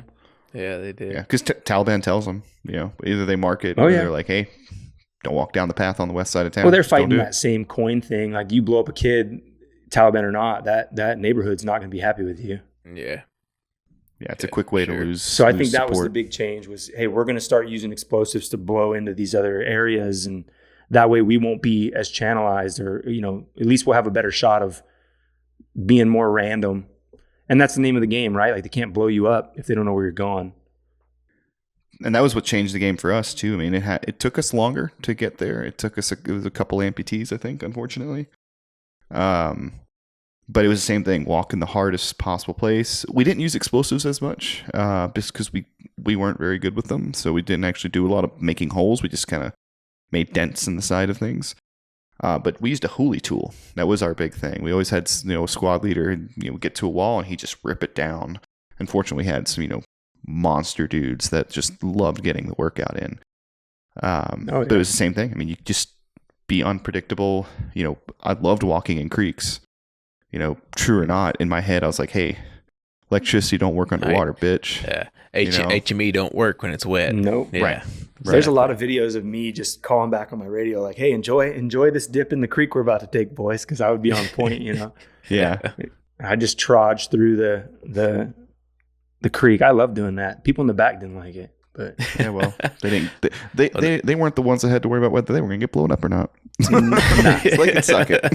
if you're complaining and you're in the back, then hey, if Right, all you yeah. are is wet, no big deal. Yeah, exactly. I can count on my fingers the number of patrols I came back from after we started that my feet were dry when I got back, and it's like 3. Like on one hand, it just does not happen. Yeah. I mean, hey, it is what it is. You know what I mean? No big deal. But you're back. Yeah. That's You're the point. back. Yeah. Yeah. So that, I mean, so you're making these adjustments to your TTPs, and you're getting into kind of, I mean, you're in the winter, but fighting season didn't really stop, which is kind of unusual. Were you guys expecting it to slow down at some point, or? Yeah, those of us that had been there before, most of us had been to areas that had snow, especially in the mountains. Yeah. And like that shuts shit down. Like they don't like being cold the same way we don't like being cold. So during the winter, it's a different ball game. So we expected, I remember telling someone like, hey, it's December? Like if it starts getting cold, man, we're going to get a little bit of a break. Because I think after that event, especially third platoon they had a couple other, patrols that were rough, and they were starting to get kind of tired. You could see it. Like, I think they were starting to get a little worn out. That what that place does. 1 month there's like a year, so you're like, okay, the Especially winter's coming, man. month. I remember telling some people, yeah, 1 hard month. Oh shit, 2 or 3 patrols. And you're like, dude, this sucks, But you get to see what people are made of, and you get to start seeing dudes quit or start seeing guys come up with real creative reasons to not be involved or whatever. But I remember telling everyone, hey, the winter, and other guys too, hey, the winter's coming. Like we're going to be, and then it just never came. Yeah. It just like kept happening, Yeah. I mean, I think that's the thing, like going into that winter season, like the Taliban knew we were going to withdraw down. They knew that, guys were going to start shutting down bases and stuff. So I think they hung around. Even in Panjwai, but we've talked to other guys who were there before, and they said that the fighting season was not really a thing in Panjwai because there was no snow shutting down passes. The Reg isn't getting buried under 6 feet of snow. No. Right. And that's where they came across. But, no way. Yeah. So I think it always stayed hot there, and I think because they knew the Americans were leaving, they turned on the lead faucet, if you will. They wanted to get in on the shit right before, everything started pulling back. So yeah, that makes sense. Like there was definitely no distinguishable difference between the winter and the summer. Right. And as far as like the hot spots for you guys, I mean, I know for us, you're talking, Sketch and Najat, I mean, Adam's Eye to a bit, Loy Clay, Salam Khan, but I noticed a few of your guys' videos, you guys were fighting in Pai Maluk. So what were kind of your guys' hot spots? Because that was obviously very different. We never ran into anything in Pai Maluk other than IEDs. Well, we always heard about Sketcha. You guys talked about Sketcha a lot. And I think you took some folks there on one of the RIP patrols. I don't remember how that went. Was there any contact when you guys went on the first one? I don't think it was so. A different platoon that took them, and I think it was their overnight. Yeah. They did an overnight sketch. Yeah, that was third They platoon, did nothing right? happened. Yeah. Yeah. Well, we started gearing up. This is how I could best explain it. We didn't have the whole thing was a hot spot. You had said Pai Maluk, that was not bad initially to that side of Brown. It was all on the other side. And so, every major event we had was on the other side. So then we start gearing up for this winter road thing, right? Where we're going to build this road through the middle, all the way from Brown out to Lake Effect. And we start doing these precursor patrols. Like, okay, we're going to go check this area. We're going to go check that area. And we started getting a lot of contact. Well, then once that whole thing happened, everything shifted to the other side of Route Brown. So I don't know if that was a forcing function, if that kind of pushed everyone across Brown to where Pai Maluk was. But I remember there was no issues on that side at all. And as soon as that whole thing was done, it was like every single person in the whole area went to that side. And that's where all the problems were. Well, I mean, what's interesting is like historically, and we've talked to the units there before, so the Canadians, all the action was to the west of Sperwan, and they very rarely ran into stuff in Sketch and Najat. So it's interesting that it, for 1 9-month period, it like shifted over to the east, but it totally makes sense why it shifted back once you put that road in there. Because once you could drive a striker up the heart of freaking Sketcha and Salam Khan and Loy Clay, that was that had previously been Yeah. on. I don't know what the word I'm looking for is. There was just no way to get a vehicle back there. You could walk there, which is why we got fucked up there. Now you got a 50 and a mark, like right up in your business. You know what I mean? Yeah. And you don't got to be Stonewall Jackson to know that's, you know what I mean? These guys, they're smart. The people down there, Yeah, they know what smart. they're doing. Like whoever you're fighting down there, they're not dumb. So like they know what's not in their favor. And trying to fight a mounted, weapon system, crew serve weapon system, you're just not going to win. No. Sometimes they get a hair up their ass. We got that kind of that nod, like, hey, this thing's coming. And we started running all these patrols to that side of the road. And that's kind of when, our next major casualty happened was throughout that process was us trying to scout for where they're going to build this road, which I know they were talking about building that road when you guys were there. Yeah. Yeah. We were hoping they wouldn't, because that sounded like a terrible mission. Yeah, we were sweating inheriting that mission because it was going to be a bad one. And unfortunately, you guys got stuck with it. So why don't you run us through that operation, the Winter Road Op? Yeah, so we got word that they were going to build this road, and to start it, we just started doing missions to like kind of scout the area, right? And that's when we ended up going into Sketcha and we thwarted that ambush. They were about to tag us. I think we talked about that a little bit, and we spotted the dude. But yeah, so you saw him put his rifle over the wall, right? Yeah, we had walked up on the wall. We were trying to see where. First off, we were just trying to get a sense of Sketcha. Like, is this still a place that's going to jack us up? Because you guys had, all these stories of the different troubles you'd run into there. Mm-hmm. And sure enough, like we got to the edge of this wall. We blew our way up to this wall. And I'm just kind of scanning as you do. And I see this dude just straight throw his weapon up over the top of the wall. And it was super startling to me because you never have that much time. Yeah. And it was very like, that just doesn't seem right because I'm staring at this dude. And so I said it out loud. I'm like, this guy has a gun. Like, I don't know why I said this. It's stupid. I don't know why I said that. And my squad leader's like, well, shoot him. You know what I mean? So but you always have that thing like, oh, is it like an AMP? Are they just randomly roaming around out there? Like, what's going on? But it wasn't. So I think I was able to hit the one dude, and then the helicopters came around and finished it, and we left. And the next week, or the next couple days, we continued those types of patrols. But we came up with the general area where we wanted to build this road, and they brought like the Arkansas National Guard engineers out to do it, to like grade it. Okay. And these poor kids are in like those poor bastards. Yeah. Dude, these dudes. These kids are in like, I swear those kids all like, they should get some of those NFL lawyers to make sure their TBI payments are straight, because those kids were just running over shit wholesale in those dump trucks and freaking bulldozers, and like it wasn't no big deal for them. But we were pulling security all the way out.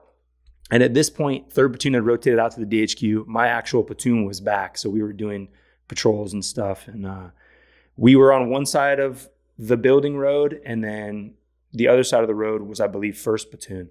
And we would just take over people's houses, like as we would move, like compounds. Smart way. But to initially get our foothold, we brought some of the team guys, some of the SEAL guys in, and they're like platoon of like commandos, like Afghan commandos. And when they landed, they said that they saw just everyone squirt out of the different villages. And they encountered no contact, like when they came in at all. Really? Yep. And they had like C-130s, and they had everything that you would expect the teams to have. Yeah. And then we're just marching our happy asses through the freaking. But like you said, they landed on the stupid. building. We're waiting for us. No. They're not stupid. And they know that people are. They know who the commandos are. They know who the bearded Americans are, and they know that those two come with AC-130s, and they come with drones, and they come with all the stuff that we don't have normally. That doesn't surprise me at all. They knew who they were fighting. Yeah. So they were bummed. I think the SEALs were bummed because they wanted to come in and fuck shit up and just lay some scunion and getting a heater, and it didn't happen. But they were waiting for us in the compound. They had secured a compound, and when we got there, they were they had like a water balloon launcher. They had a lot of cool stuff, man. Their snack game was like level 9,000. They had stuff from like Trader Joe's, and they were super generous. They like paid the people for the house, because obviously when we move into a house, we mess it all up, you know. Yeah, living on the roof and whatever, disturbing the wildlife. But we moved into these houses, and then they started building this road, and so every night you'd get into some sort of, there was just weird ticks all the time, like harassing stuff. Yeah. It'd be behind you, in front of you, whatever. And then every day we would just run supplies down the road from what it was built, and you had to take a patrol out to the road to pick up your water and pick up your food. And it was supposed to be like 3 or 4 days, and it ended up being like 11 days long. The SEALs were like, yeah, we're out after like 2 days. There's no way that takes 3 days. Like, I want to meet the S3 major that thought that was going to take 3 days and smack him in the face. Like, you're fucking stupid. You couldn't walk that in 3 days, much less build a fucking road. We were out there for a hot minute, like getting kind of, stuff was getting weird. Like somebody found a dress at one point and was like dancing around in this, because you're in these compounds like all night long. Mm-hmm. That sounds really bad. What I mean is somebody like had found a dress and was doing skits in this dress, and guys got stuff tied around their heads. People were playing, making friends with cats, and you just, after that amount of time, if you're not up on the wall and some shit's not happening, you're out in sector for 11 straight days. It's just weird. Yeah. That's the long haul right there, man. Yeah. For sure. People were definitely getting weird. So yeah. But we wrapped it up. That was the only time in Afghanistan I've ever been alone. I went on one of those supply missions to pick shit up, and the grape rows that we had cleared were marked with chem lights, and I got lost. And so everyone else went out to the road, and I was behind trying to get someone else. And I turned the corner, and all of a sudden I couldn't find anyone. So for like 15 minutes at nighttime, I was just by myself in the middle of this grape row. Fuck that. Yeah, that was probably like I was a breath hold, man. I was like the most worried I've ever been. I was like, well, eventually if I just stay put, someone's going to find me. Yeah. I hope. Oh, man. And then I have to see someone else. Did you have radio? Like, what are you doing over there?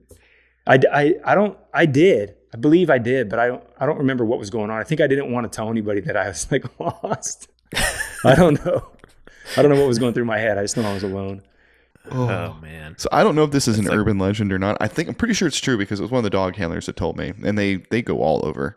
And they were telling me this one company in the 82nd left a fucking private in a house. Like they were pulling security, and they were like, hey man, watch your door. And this dutiful private was watching his door, and his entire platoon left him there on the objective for like hours. I could see it. And, yeah. Could you We used imagine? to have a kid. His name was Kim, and he was from the Korean Army, and they're very disciplined soldiers. And we told this kid to stay put one time and left and just went about our day, And we came back, and he was just still hanging out in the same spot. It had been like hours. That's how I imagine it happened. Like this kid was just like, hey, Sarge said to watch the door. I'm going to watch this door. I don't know where everybody went, but I'm sure they're coming back for me any minute now. Oh, yeah. Eventually. Eventually. So, yeah, that operation wrapped up with no major issue. But, that was the one time I remember being lost. And at that point, I had started a transition. I think it was right around that time that I had transitioned from team leader to squad leader. And so it was, things were starting to be, it was a little different deployment for me from that point on, I think. But the winter road thing, I think we were really lucky with that. That could have gone south in a lot of different ways, and it didn't. And I think that's a testament to some of the leadership that we had. But yeah, it ended up it was uneventful, I think. It was a big event, but it wasn't eventful as far as like anything kinetic or anyone getting hurt. Sure. But you were saying during the scouting phase is when Sergeant Chambers was hit, right? Yeah. Yep. He was. It was a patrol where he was taking photos. And I'll explain how I know this much about it here in a minute. But he was taking photos of the road. So earlier in the day, again, along the lines of one platoon, the way we would set up is one platoon would be on QRF, One platoon was at the DHQ, one platoon was patrolling. So if you were on QRF and the other platoon would go out, it was your job to drop them if you could.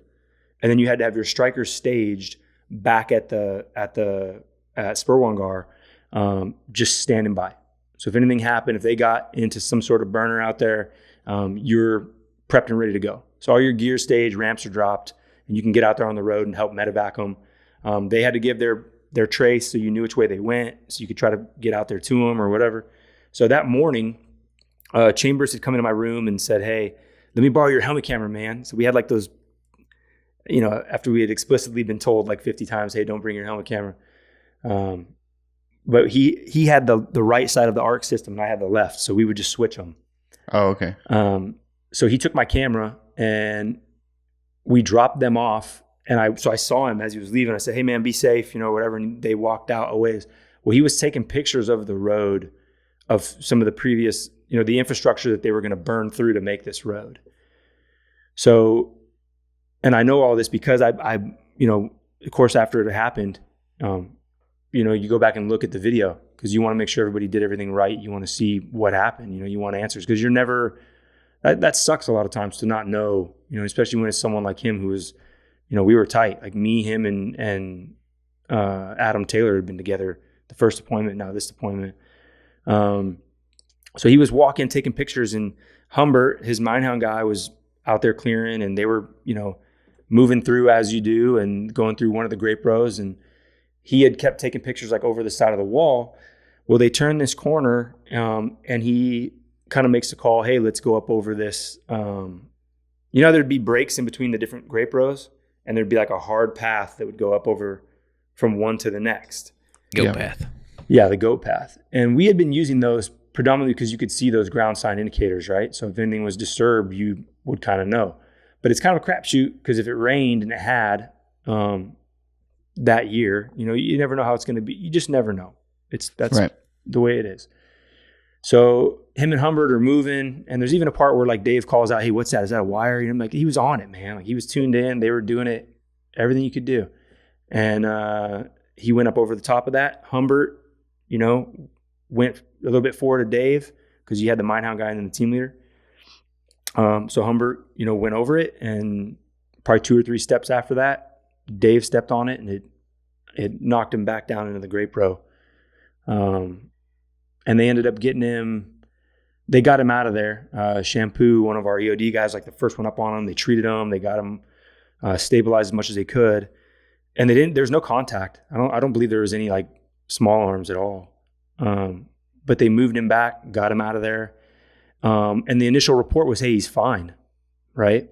So we get back to the cop, and we're doing what you would do. We're like, "Oh man, now he's gonna have metal legs. I bet he gets to meet the first lady." Like, doing all the shit that you would normally do, like that type of humor that how you deal with stuff. And then First Sergeant came and like, "Hey, get everybody in the atrium." And we're like, "All right, whatever," but we had really heard that he was straight. So we get back to the atrium, and First Sergeant's like, "Well, there's no easy way to say it, but we lost Chambers. So keep your heads up, first platoon. I want to see you guys." Like he pulled them aside, and dude, it caught me so off guard. Like I went back to my room and handled it the way you handle it. Like I had my moment. But I was, when you expect someone to be okay and then they're not okay. Yeah. So yeah. And I lost it, I think twice that day. Cause like I said, we were on QRF. So when we heard that there was a casualty, you don't know what it is. So I hopped up in the air guard, to get ready to go. And my platoon sergeant was the last one out, and he just yelled at me, "Hey, it's Chambers." And I don't remember, I don't think he said I couldn't go or anything. I just remember him being like, "Are you good?" And I'm like, "Yeah, I'm fine. And then as I sat there for a minute, I looked up, and my squad leader, who must have already heard it on the radio, turned and was like, "Straighten your face up. Like, it's time to go do your job. Straighten your face up." You know what I mean? Like, I don't care if it's your buddy. Like, you know what this is. Let's go. And then I got out there and I saw Dave's squad leader, Cisneros. Like he walked up to me, and I just, man, I was trying to keep it. I couldn't. So I got hit it for a minute, I'm like, "All right, I'm good. And he said that. He's the one that was like, "Yo, I think he's going to be good." Like everyone was kind of saying that. So to already kind of have your heart set on, "Hey, we're not going to lose this dude. He's fine." And then all of a sudden it's like, nope, he's not. Yeah. And I think that was another one, man. I was super angry after that. I think a lot of guys were, because it's just, I hate that. Like, shoot at us all day long, but because you have a shot, you know what I mean? Right. Yeah. Yeah. You can shoot back. I know you guys understand that. Oh, but yeah. when you the bomb thing, it's just frustrating, man. There's no one you just can't. It's like a faceless thing to be mad at. Yeah. Well, and you attach it to the entire population too. Like, it doesn't matter who you see. It's like, are you the one that fucking put that bomb there? Like, to the point. Like, and we knew that kids were placing IEDs, not to a huge extent, but we knew they were doing it. So it even makes you start to like hate the kids, and that's when it's just like, oh man. That's dangerous, man. It's not super good for you. dangerous. That's how shit like Bellenby happens, man. It's really, really, really bad. I mean, that was the invisible constant mental strain. Like I was talking to my brother-in-law today. His dad's a Vietnam veteran, and he was, and of course, one of the things that we do, right? We compare. Like, it's not as bad as the guys in Vietnam had it, or it ain't storming the beaches Normandy, so like it's okay. But one of the things like he was talking about, and his dad had talked about, is like when they laid waste like crazy, and if something moved, they killed it. But for us, it was that constant mental strain of like, it's of the IEDs were always there, always, and it was a constant mental battle to navigate that. And when you see the consequence of the IED multiple times over, and you lose a good buddy to him, or you see your good buddy get his leg blown off, it's just like there's nothing that can be done. You can't shoot it. Yeah. Like the infantryman in you wants to destroy the enemy, right? You can't. Even if you throw a line charge over it, no guarantees. There's two responses. You either shut down and quit, which some people did. Yeah. Or you got better at your job, which is what the other half of the people did. You took the lessons learned, and you made decisions like, we're going to stay off these fucking paths, and we're going to do this different. We're going to do the line charges. We're going to invest in our soldiers. We're going to do extra minehound training. We're going to ask the SF team to give us some training. But there's no middle ground. Like, there's nothing else. You get better or you quit.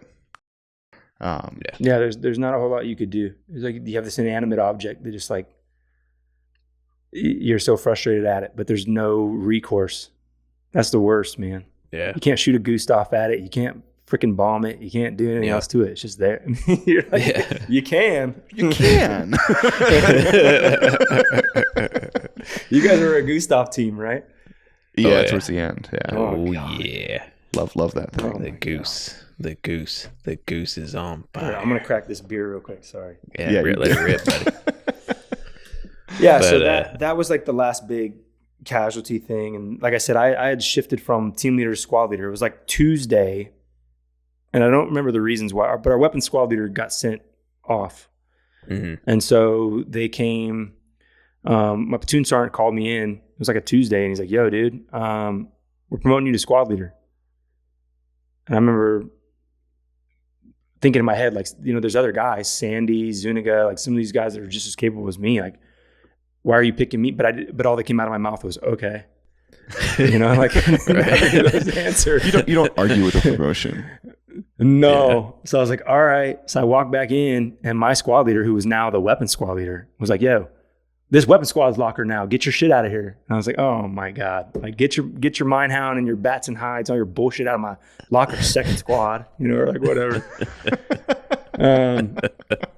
But I began worrying, right? And so I used to have hair, man. I don't have any hair now. That's why I wear hats. But I remember just sitting in my bed, and the Canadians had written some just real sweet nothings in the top of my bed. There's some raunchy shit on those books. Doom and gloom about like, there's just like passages from like, goddamn, dude. It was enough to scare you to half to death. Like weird Bible verses and shit up there that you're like you can't sleep anyway. So you're just like, what poor son of a bitch put this thing up here? Yeah. But every night I would just worry, man. They did a John Rambo quote in our platoon room, but they like totally butchered it. Like the Canadians were definitely wall artists. I'm gonna give them that. We couldn't get away with that shit. You get caught drawing on a wall. We're like, what the fuck are you doing? I'm so sorry. Well, someone should do a coffee table book of like all the graffiti. There's that war murals Instagram. Yeah. Someone should do a coffee table book of like all the dick art and stuff. Because there's some wild ones, man. Oh man. But yeah, so I that whole thing happened, and I remember for like a week, man, I was just worried. Every night I wouldn't sleep because now it's all me. You know what I mean? Before I just had 3 guys to worry about, and so yeah, there was times where and I think everybody I've talked to that's been there. You just don't want it to happen to someone else. If it happens to you, it's fine. Right. You're like, cool. Yeah. If I get blown up, you're asking for it. Yeah. I'm not trying to see everyone else get hurt. So like if there was something I was unsure about, my Mindhound guy, I remember several times I was like, yo, stay put. And I'd just walk over there. And I know I'm not the only one that did that shit. Like a lot of guys did.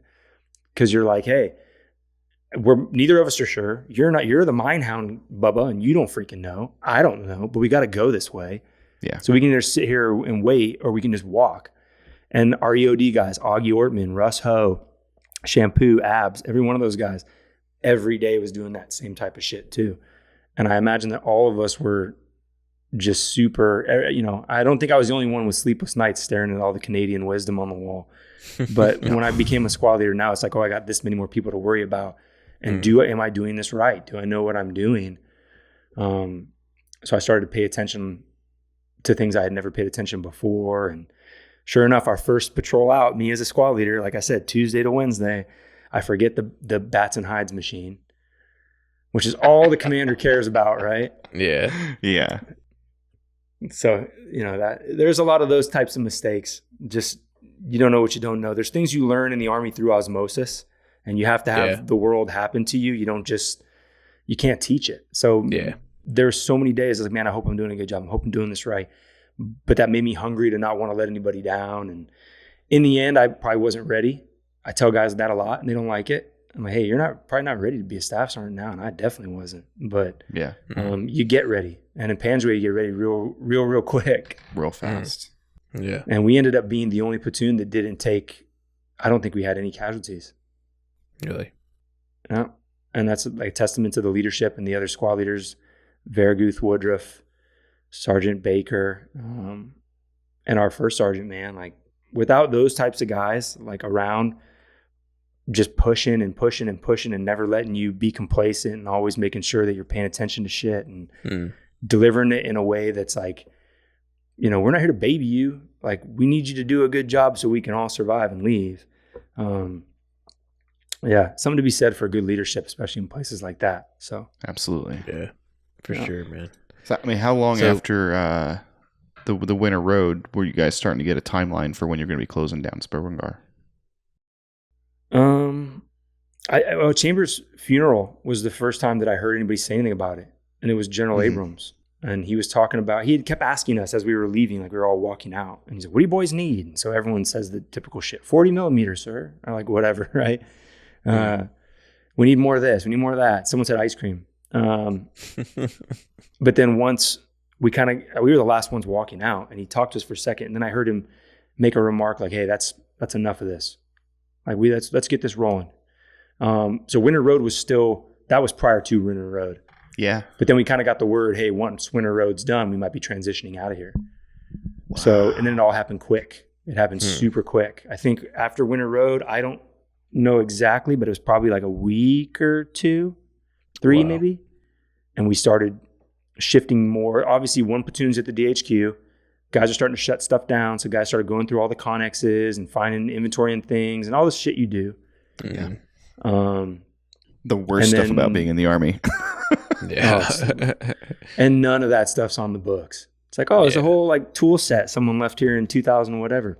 Mm-hmm. That's not, because all those contractors were there, Mm-hmm. So we shut all that down, and it couldn't have been more than maybe a month at most after Winter Road that we pushed, and we were wholly at Mossemgar and kind of giving the front seat to the Afghans at that point.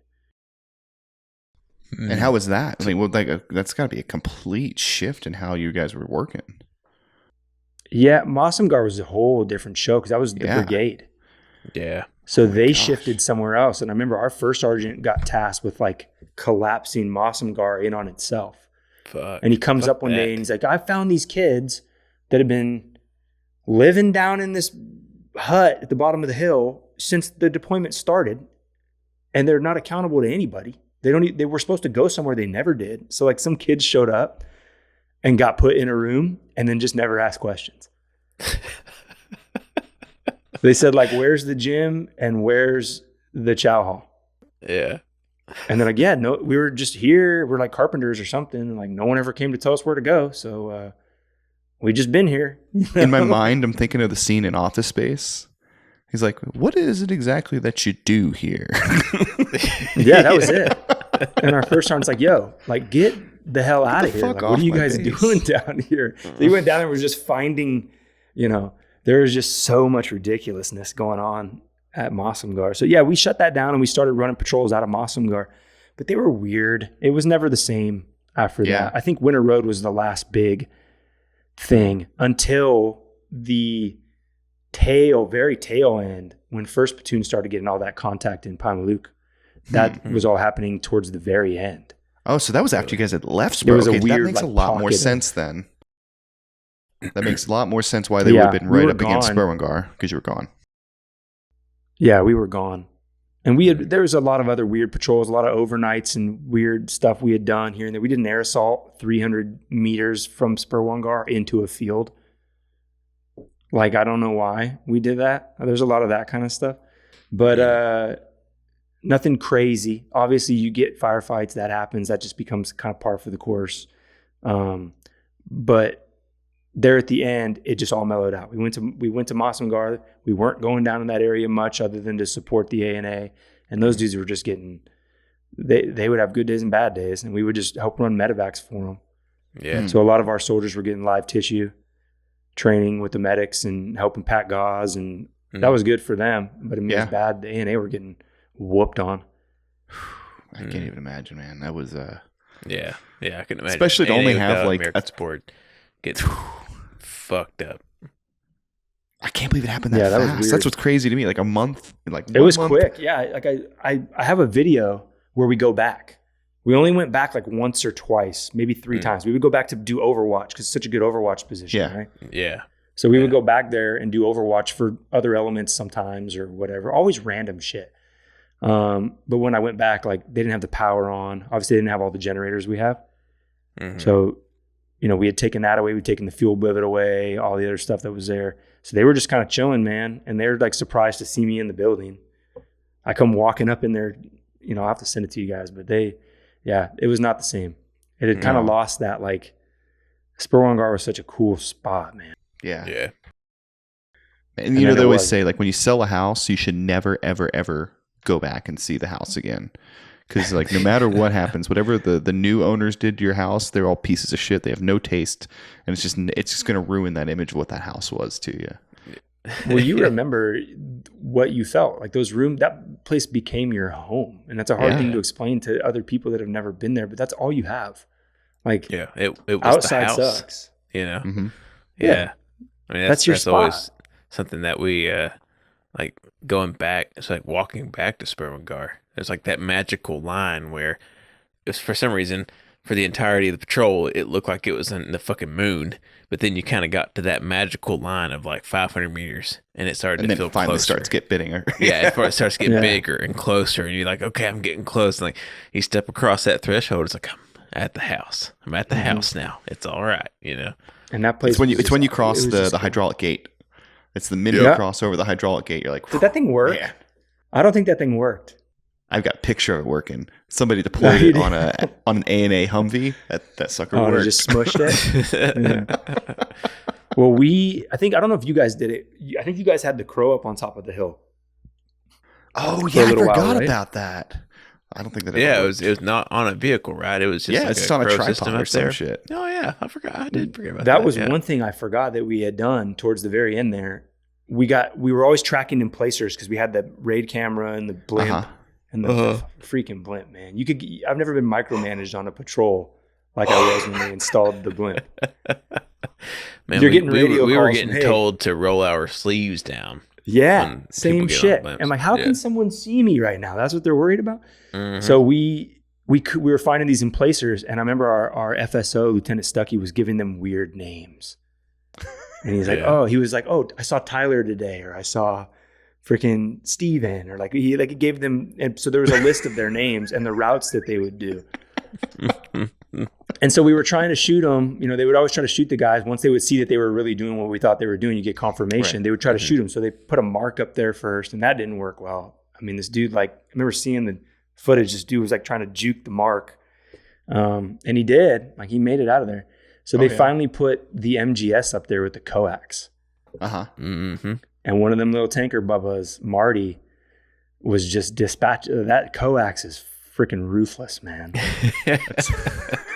It's funny. It's the coax, not the main gun that was smoking people. Dude, the coax, because that's just like a hose of bullets out to like what? Oh, man. 12, 15, 1600 meters? Yeah, the coax will do good. The coax does the Lord's work when you know what you're doing with it. And he did. And so every day you'd see like Tyler or Billy or whoever freaking fall off the chart in the top. Because Marty'd be out there catching them, you know, being about their business. And then sure enough, and you just see Marty in the chow hall, you know. That's how I imagine those kids are now with the drones. Right. It's just super impersonal. Like, oh, yeah, you know. Oh, yeah. Between lunch. Literally the guy murdering more people than anybody else in the entire deployment while he's catching up on his anime and building his gun. Figurines. But yeah, that was super cool. That was something I forgot about when you were talking about some stuff that had changed. That's something we did. Try to get rid of those emplacers. Yeah, I mean, you had line of sight. You could see them. Yeah, I think that's the thing that's really striking me about the differences between our deployments. It's like we couldn't see them because of the undergrowth and the brush and the tree foliage and everything. We didn't see anybody. I mean, I saw like 4, 5, 6 dudes the whole deployment. You know, like, you know, and I would say out of those, like most of them were muzzle flash. Yeah, the actual dude themselves. Yeah, we definitely saw people. Man, there's a lot. Like, guys were able to, and it's helpful because, I mean, if you can see them, you can shoot them. Exactly. Yeah. Yep. That's the benefit. Guys had some pretty. Yeah, they put the hurt on them. I remember somebody hit someone with a 203 round at one point. I think he straight hit him with it. I don't know that it actually detonated. Yeah, it just doesn't need to. He hit him with it. Nice. Yeah, and I remember being like, "That's fantastic. That's one you tell the grandkids about." Yeah, oh yeah, yeah, for get sure. That on the helmet. You need to get that. But the thing is, that never happens when you're wearing a helmet cam. You know? No, and it never happens on purpose. You know how you get with that thing. You just fling it up there and let it go. And if it does what it wants to do, yeah. But yeah, the foliage never came back for us, man. By the time we were gone, because let's think, December, January, February, March. Yeah, and we came back towards like the summertime. So I would think that, we never made it back to that. Wow. That's crazy. Yeah. So you guys came back in, June or July then? I think so. I want to say it was the summer. Everyone else left. There was a handful of us that stayed back. I was on trail kind of. Mm-hmm. And so a lot of the guys were back already. And then we got back, and that was just a weird time, man. Like, I remember my first deployment. I don't remember there being such weirdness, but we came back and there's like just people were being weirdos. Like, there's other units that were like, I heard you guys didn't do anything down there. I'm like, what is that to even say? Like, what does it matter? You know, like why are we having, or guys were wearing memorial bands for dudes in our company, like guys I never even seen before. Mm-hmm. Like, it gave them some sort of street cred, maybe. Yeah. That's not cool, man. I've seen that. You know what I mean? Oh yeah.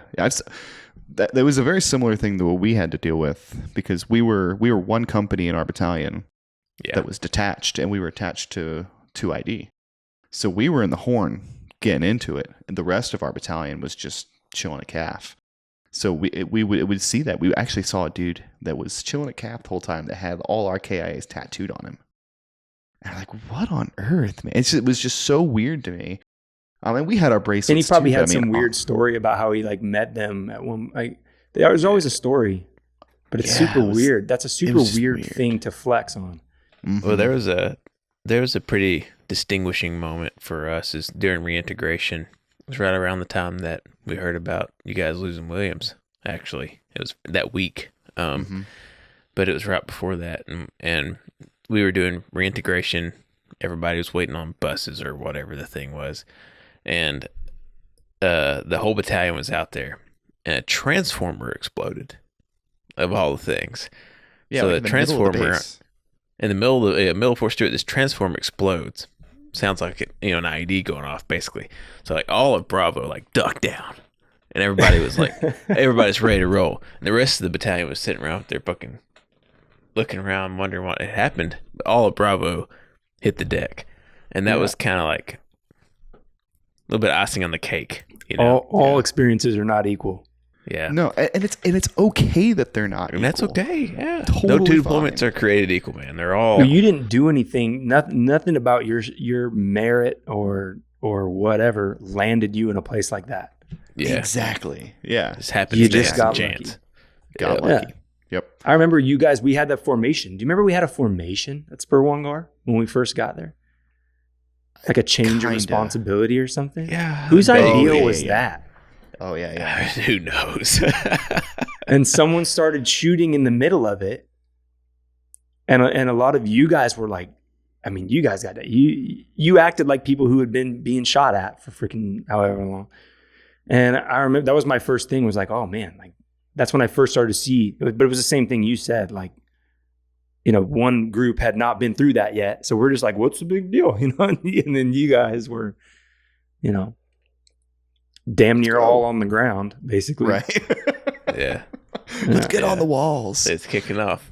Because even if you felt that before, if it's not something, it's just like riding a bike, man. Like you get away from it. That's why I was kind of glad we got into that tick on that first patrol with you guys. It's like, oh shit, it's out of the way now.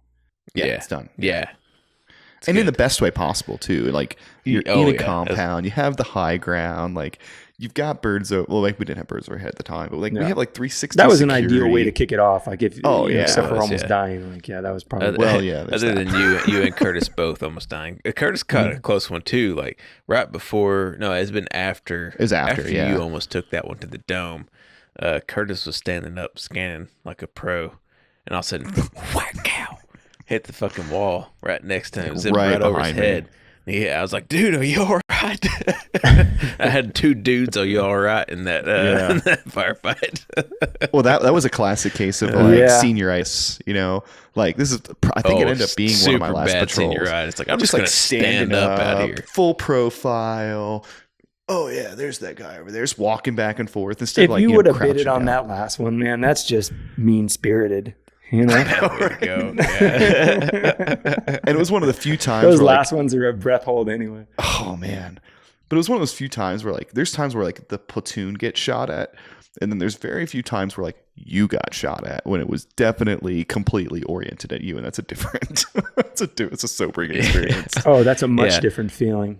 Yeah. You're like, oh, well, there's- we are getting shot at as opposed to I am getting shot I at. am getting yeah, shot at. exactly. Exactly. Yeah. Like they are shooting at me. They're not Yeah. shooting at us. They're shooting No. at me. Yeah. It's a very Yeah, they're very different feeling. The end of it was just weird in that way. The whole end of the deployment was weird. There was a big investigation. You remember that porta shitter that was on the top of Sperwan Ghar? Did you guys have that? Yeah, it was Yeah. up there. Mm-hmm. The world's most dangerous porta potty. But unless someone was literally standing at the foot of the mountain There's no way shooting to at hit it. you, Yeah, no, it was so far outside the effective range for any weapon systems they had. Well, we had a kid who claimed he got shot in, I don't know if it was in the porta potty. Yeah. He was a kid from like our battalion sniper section or something. And I'm not going to say his name, but our first sergeant called it the so-and-so shithouse shootout caper. Shit out shoot. And he swore that he got shot. We knew one thing. He was sniper qualified, so we knew that he got shot by a sniper. But really, I think he had ND'd his 9mm or something into his leg. Ooh. And so CID came and was taking they cut out so you went up to the shitter and there was like a hole cut out from where like the round. Yeah. So they cut that out and they were like, had people up there scrounging, trying to find the bullet and like, yeah. Wow. That was weird. I don't know what happened there, but there's no way anyone accurately engaged you on the shitter at the top of that hill. Just Maybe if like they brought in like the Chechnyan sniper who placed gold in the Olympics in 1984 and has a and he's custom-made sprinting and he Dragunov. plunges it up on top of the hill somehow and it gotcha. But that happened. But then, we got back. People were weird, man. I rolled up on a kid who had a memorial bracelet on for one of the buddies, and I was like, "Hey, man, like," and he gave me this big story. Yeah, I deployed with him into Afghanistan in 2010. I'm like, that's funny, man, because me and that dude lived in like the same 8-person room. I don't remember you living there. Yeah. Like, just some weird ass story, dude. Like, and there was a lot of that stuff. And then your typical people buying nice cars and getting them towed and all the good stuff that happens after a deployment. Yeah. Get some war voyeurism and some high interest rate Camaros. Mm-hmm. But it was weird, man. And I don't think it ever hit anybody how much it was kind of us until we went to the memorial service. So they have like the unit memorial, and it has everyone they've lost. You guys probably have that down there with the trees, right? Yeah, we have the trees. Yep. Mm-hmm. Yeah. Same thing. So they were putting new names on the memorial, and it was like just us. Yeah. I think there was like a little section from the engineer company because there was like an explosion in the ammo point. Oh, yeah. In Zangabad. Yeah. And it blew the guy that blew himself up in Zangabad with a hot plate. Yeah. So, I don't know what he was doing with the hot plate in the ammo point. Yeah. I think you guys had a guy talk about that already, the guy from the AMU. Yeah. Mm-hmm. Yeah. Yeah, he talked about it. He was just as confused as the rest of us, I guess. Yeah. Yeah. Like, oh my gosh, man. But that's when they told us, they're like, yeah, you guys were like 80% of the casualties for the brigade, man. Yeah. And I was like, Yeah. Well, good to know everyone else had a good time too. Yeah. I mean, that was Panjwai. It was a unique fight, man. I mean, it was a unique place. It leveled a lot at the dudes who were there, and it just kind of had its own flavor, if you will, of fight, even for not just Kandahar, but just like Afghanistan, but Kandahar specifically, and just different down there. Weird place. Well, I mean, it kind of became the last fight in what I would consider the original OEF. After that, it kind of transitioned to the whole ISIS thing, and there's all kinds of cool stories about that. But as far as like our war against the Taliban was pretty much over in 2014, and the fight in Kandahar is the last bastion. We'd pulled our Marines out of Helmand. We'd pulled back from the Kunar. We didn't have all these tiny remote outposts anymore. We were fighting from FOBs. Like it, Panjwai 2012, 2013 was the fight. Last hurrah. Yeah. Yeah. I wouldn't be in a hurry to go back there anytime soon. I would go back if I had 100% guarantee that I'd be okay stomping around. Yeah. If I had $1 million cash and the only thing I was allowed to spend, those dudes go back to Vietnam. Yeah. So maybe one day that'll be a thing, man. Like Afghanistan in the 60s and stuff, when people used to go there for skiing or whatever. Yeah. I hope. Exactly. I mean, that'd be great for the country. Yeah, fantastic. I mean, I think if you went with a deep enough pocket, you could go back with the Taliban. You could probably go back right now if you wanted Absolutely. to. Oh, yeah. About $50,000 in your pocket. You can go hire your own Taliban security. They'll take you wherever the fuck you want to go. Wouldn't that be weird, though? It just seems so weird to be there in that context. I do it in a heartbeat. It's so strange, man. If anybody's watching and they want to like waste like $100,000 on like possibly getting me killed, I will go. I will go and do an interview with a Taliban commander in Kandahar like next week. But someone else just take a wagon of Coors Lights and go traipsing around the countryside. Here you go, boys. Don't know what you've been missing out on this whole time. I'd be okay with smoking hookah and just grabbing a couple block buds off the weed plants along the way, but it'd be wild. It would be absolutely wild. Even if you did it like a neutral location like Dubai, to sit across from a Taliban fighter, be like, Panjwai? Oh, 2012? Panjwai? Ah, okay, all right. Of course, they wouldn't know what 2012 is. Like, no, Panjwai, the year of Allah's second prophecy of whatever. That's right. You could ask them about all the times they missed you. Well, how'd you miss? You're like 50 meters away. I want to know. Yeah. You were 15 feet away, dude. You had PKM. I wonder that a lot, dude. I wish I could ask them, like, what were you even looking? Like, what were you doing? So I mean, the closest call that I had was no shit about 15 meters away, and the dude mag dumped a fucking PKM on me, about 100 rounds. Belt dumped. Belt dumped, I guess. Yeah, he belt burned. And I was like, how did he miss? How did he miss? That was always my question, man. Like, and they're getting after you with the PKM. You're like, this is. I would be hard pressed. Like, the further away and the more random I am with a saw, the more people I'm going to hit. Yeah, exactly. So how are you not hitting me? Like, unless you're trying not to. I think the only thing that saved me that day was that the wall was just a little bit higher than he could actually see. So I think he wasn't able to get down behind the weapon. I think he just kind of laid it up on top, which is a common tactic for Taliban. Lay it up on top and spray. The individual skill of individual Taliban fighters was pretty low. You know, they had some strategic help from another country and other countries that were involved, and they had, you know, big money at their leadership levels, but like the dude like toting that PKM around ain't exactly Chris Kyle. No. Yeah. And you never know the state of their equipment either. Like, no. Did you guys have the Dragunov rumors? There's always the rumor that somebody had a Dragunov. Mm-hmm. It's like, okay, cool. Well, I hope they do. But if they don't have an optic for it, like, it's just a gun. Well, I mean, we had M14s and people shot that like it was a freaking single shot AR. So, oh yeah. Hey, we're not any better. There's some people do so much. Like, I used to say that a lot. Like, any pizza is a personal pizza if you believe in yourself. you can turn anything into anything. So if the Taliban wanted to make it happen, they could make it happen. You know? Oh yeah, absolutely. I don't know. I guess we just got lucky. Yeah. So you came back, and how long was it before you started to tinker with the idea of, you know, doing a documentary or documenting the experience in some way? So that was pretty much right away. I had an idea because my first tour, I was like, man, someone should make a movie about this. And I think like in the middle of my first tour, Restrepo came out. Yes. Yeah. And so then everyone, you know, someone's been to the Korangal, they'll tell you, like a vegan or someone who's into CrossFit. So like that, you know, that was a big thing, like the whole Korangal deal. And so then I'm like, hey, if I ever get deployed again, man, I sure would love to make a movie about that. That would be cool. So as soon as the deployment was over, I kind of put a call out to the boys. I was like, hey, if you guys got footage or whatever, like, let me get it, man. I'm working on this thing. I'm going to set up some interviews. I'm going to fly my brother up here. And we did. We sat down, shot all the interviews. I got all the footage. And then people started posting all the same footage on YouTube. Yeah. That was like the first hiccup. And I was like, wait, so we're going to watch this movie, but everyone's already going to have seen this shit on like Funker or whatever. They're going to know. You know what I mean? Like, it's not anything new. So that was the first thing.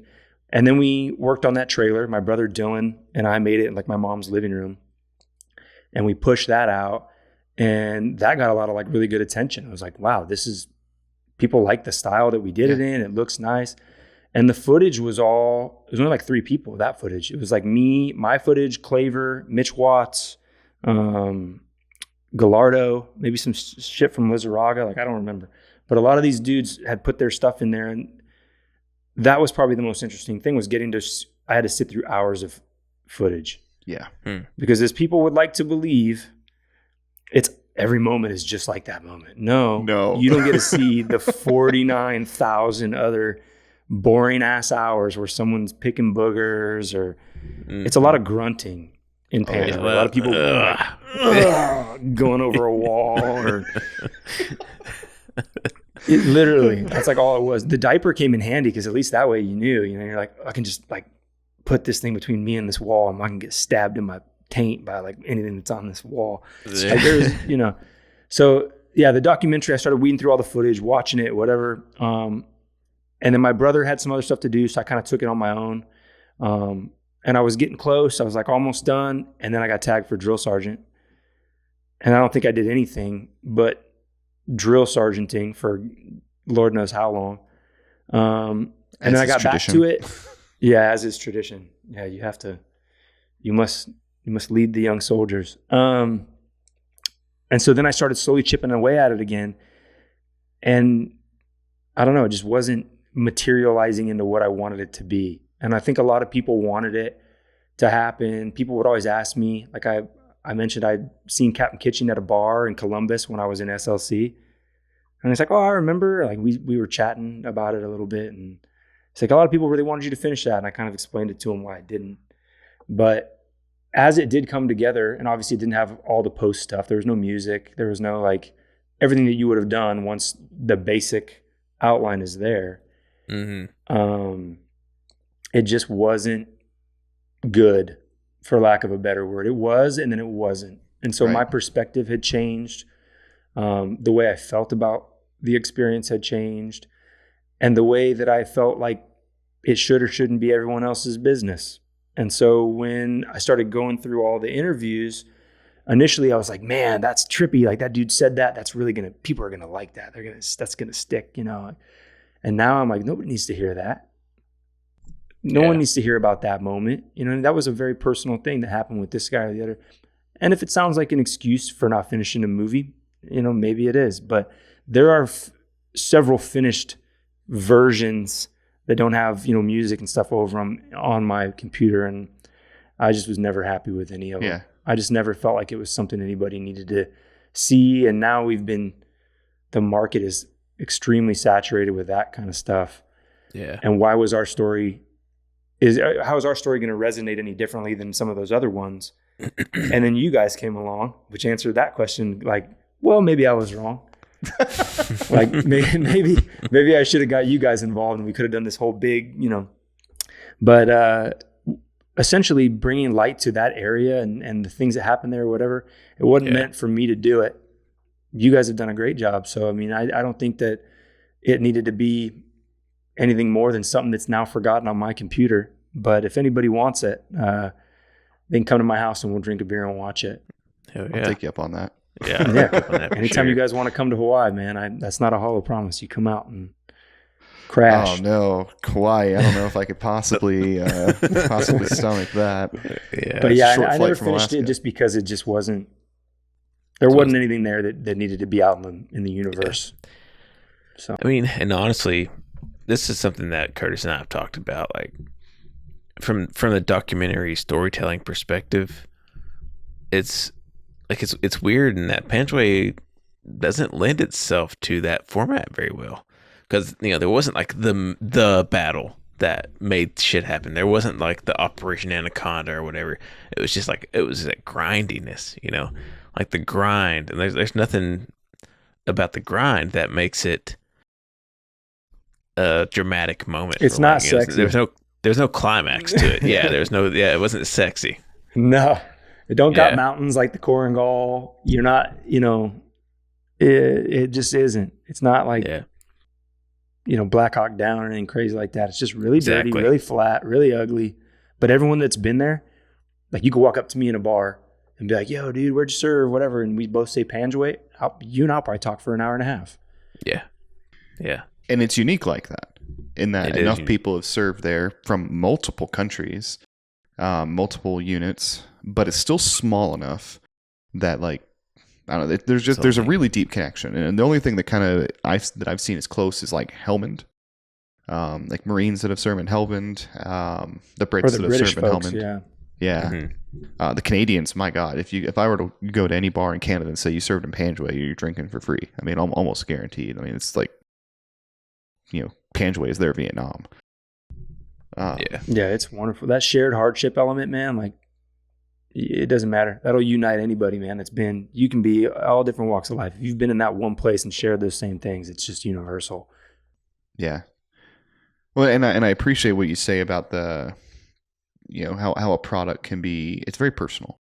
You know, and it's something we've talked about. You know, we vowed early on, like this was the vision for what we were going to create. We weren't going to let anybody else dictate what it was going to be.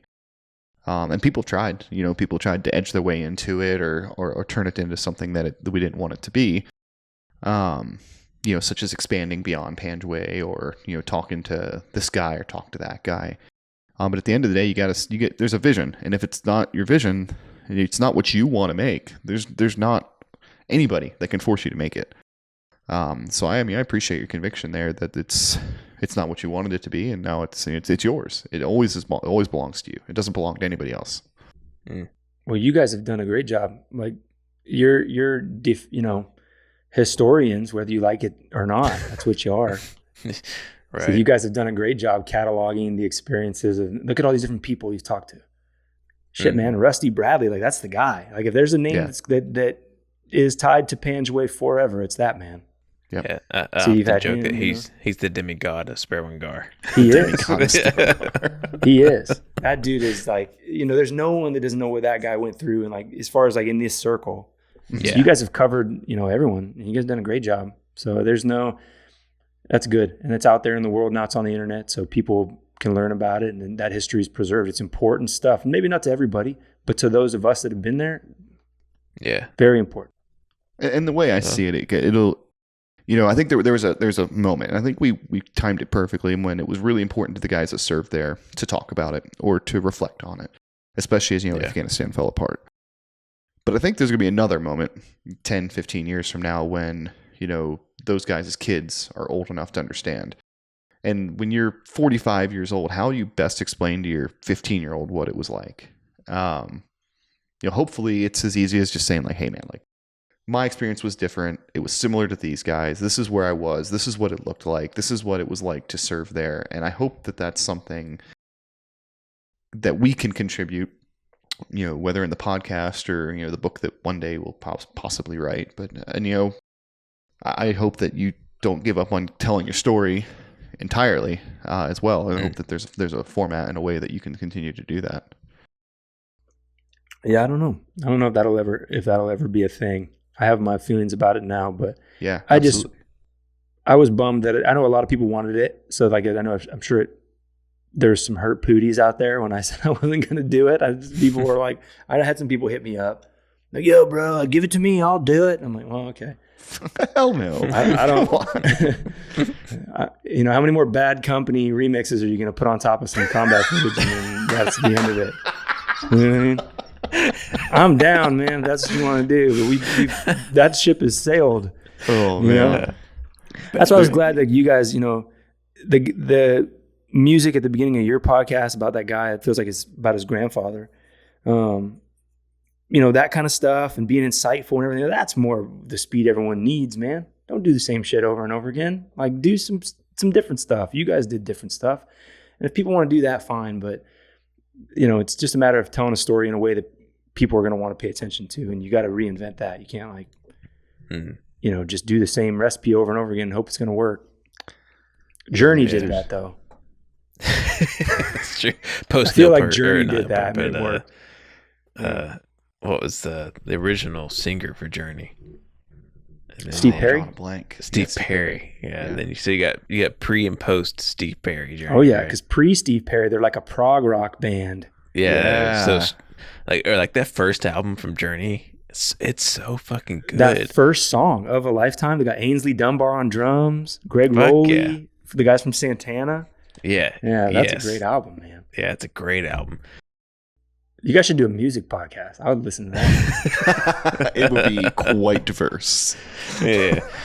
Indeed. We have Curtis's terrible musical taste because he has the musical taste of a 13-year-old who hit puberty in 2007. What's your go-to album right now, Curtis? What do you got spinning on the old MP3 player? So actually, I've been getting into. I was really into emo. That's still kind of like my go-to genre, but. I've kind of gone back and started listening to some of the harder bands I didn't listen to back. It's like Pierce the Veil I've recently gotten into. It's not a band I normally would have been interested in, but and there's a band called like the Amityville something. I can't remember what they're called. And they were pretty good too, but kind of screamo. Getting back into the old stuff.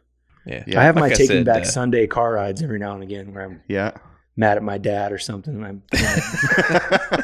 It's the first concert I ever went to was a Taking Back Sunday concert. I hate when people get mad at somebody. Like it's like someone's like, well, you're putting ketchup on that? Like you're not eating it. It's the same thing with music. Right? Like, hey, who cares what I'm listening to? Then don't freaking listen to it. Like if I want to listen to country or I want to listen to Eddie Rabbit or I want to listen to Pierce the Veil, like who cares? Right? More power too if you're doing all three. Yeah, you know what I mean? You should experience all kinds of music. I've been rocking on a dude. He put one album out. His name's Willis Allen Ramsey, and he put one album out in the 70s, and it's kind of got this country folk vibe to it. And he wrote the song Ballad of Spider John. Spider John was a drink man, long, tall, and handsome. Yeah. Then he wrote Muskrat Love, which America did a cover of on one of their albums. Mm-hmm. So yeah, I've been digging on that. That's kind of where I've been lately. There's lots. You're like the indie kid of like the early 2000s. It's like you never heard of them. You've never heard of them. I liked them before they were famous. It's just their early stuff. It only came out on 7-inch. I like this guy before he was never famous. Yeah. So he never even got famous. That's the ultimate flex. He never even got famous. That's a good one. This guy always sucked, and he still sucks, but I'm the only one that knows about it. That's right. Yeah. Oh, man. That's too good. Yeah. My wife always says the drunker I get, like the older my country music gets. Oh, hell That's true. 100%. Yeah. Yeah. There's definitely a correlation between sobriety and the music that you choose to listen to. There should be a study on it. Yeah. Oh, yeah. How many beers does it take to get to Shooter Jennings? 10 to 12. Yeah, when Merle, when I listen to Merle, so do my neighbors. So I have to be careful. Yeah. Exactly. Yeah. Oh, that's good. Oh, jeez. Well, Kyle, the way we usually close these things out is kind of give you a chance to say anything we kind of missed. We definitely went all over the spectrum. We covered every tangent possible, and I think we did a pretty good job of covering, your guys' experience from start to finish. But in case we missed anything, or if there's anything on your mind, the floor is yours. If I could say anything, I want to say that I want to thank the leaders that we had when we were over there. Because you do that, you say thank you to them when you leave, and they get a little plaque or something. But the guys that modeled inspirational leadership for me over there, and the things that I saw and the things that I saw them do day in, like heroic ass shit, like all the time, you know what I mean? That's overlooked because it's just so normal. Yeah. The platoon sergeants, like Chris Sellards, our first sergeant, First Sergeant Thomas Andor, like those guys setting the mold for what senior NCO should look like. Wiley Baker, Don Register, you know what I mean? Like all those guys were, I don't know. That's how I began to see what a senior NCO should look like. Mm-hmm. And then my fellow squad leaders, Josh Veraguth and Matt Woodruff. All those guys show me what it's like to be, and I use this word a lot with my guys, an inspirational leader. Mm-hmm. And to you can tell people things, or you can use your rank, or you can do whatever, but there's certain people you just want to follow. And there's like this weird thing, you can't put your finger on why you want to follow them, but it's because they're doing things and they're not asking for any credit for it. They're helping, and they're always putting themselves second. And I don't know, it's just a weird, intangible thing, but when people have it, they have it. Yep. Yeah. And so I want to thank all those guys for what they did to keep us all safe, and what they did or didn't do, or what they did or shut down or whatever, because you don't know what's going on behind the scenes, but I feel like there was a lot of no here and there to keep us safe. Yep. Mm-hmm. So I definitely want to thank all those guys. And then I want to thank you two for what you've done with this whole deal. I'm glad someone did it, and I'm glad it was you guys. Thanks, and man. Like I've said before, you guys have done a great job of representing not just the enlisted Corps professionals, but Panjwai veterans, and giving a platform for people to come on here and talk. And this is therapeutic as hell, man. Like, you guys could start a counseling service at the end of this thing where you just have people come on here and ramble. But yeah, I would say that's about it. Thanks to all those guys, and thanks to you guys for what you've done with this. And I don't know, that's about it. Well, we appreciate it, man. Yeah, that means a lot. That's the reason. That's why. Yeah. So really appreciate you coming on, and I was glad to get some insight on y'all's deployment, because we just, other than what we heard those first few weeks after we got back, we've not really been able to connect that thread of the story to Sperwan Ghar. So appreciate you shining a light on us. And man, sorry you guys had to inherit it, but it sounds like you did what you could with it, and somebody made it work. Yeah. Right on. All right. Well, thanks for your time, man. Appreciate it. Thank you. Yeah. Thank you for listening to another episode of Season 3 of the Panjwai Podcast. We appreciate you sticking with us all the way to the end of the episode. But just one more thing before you go, please hit the like and subscribe button, and make sure that you are following us on our social media.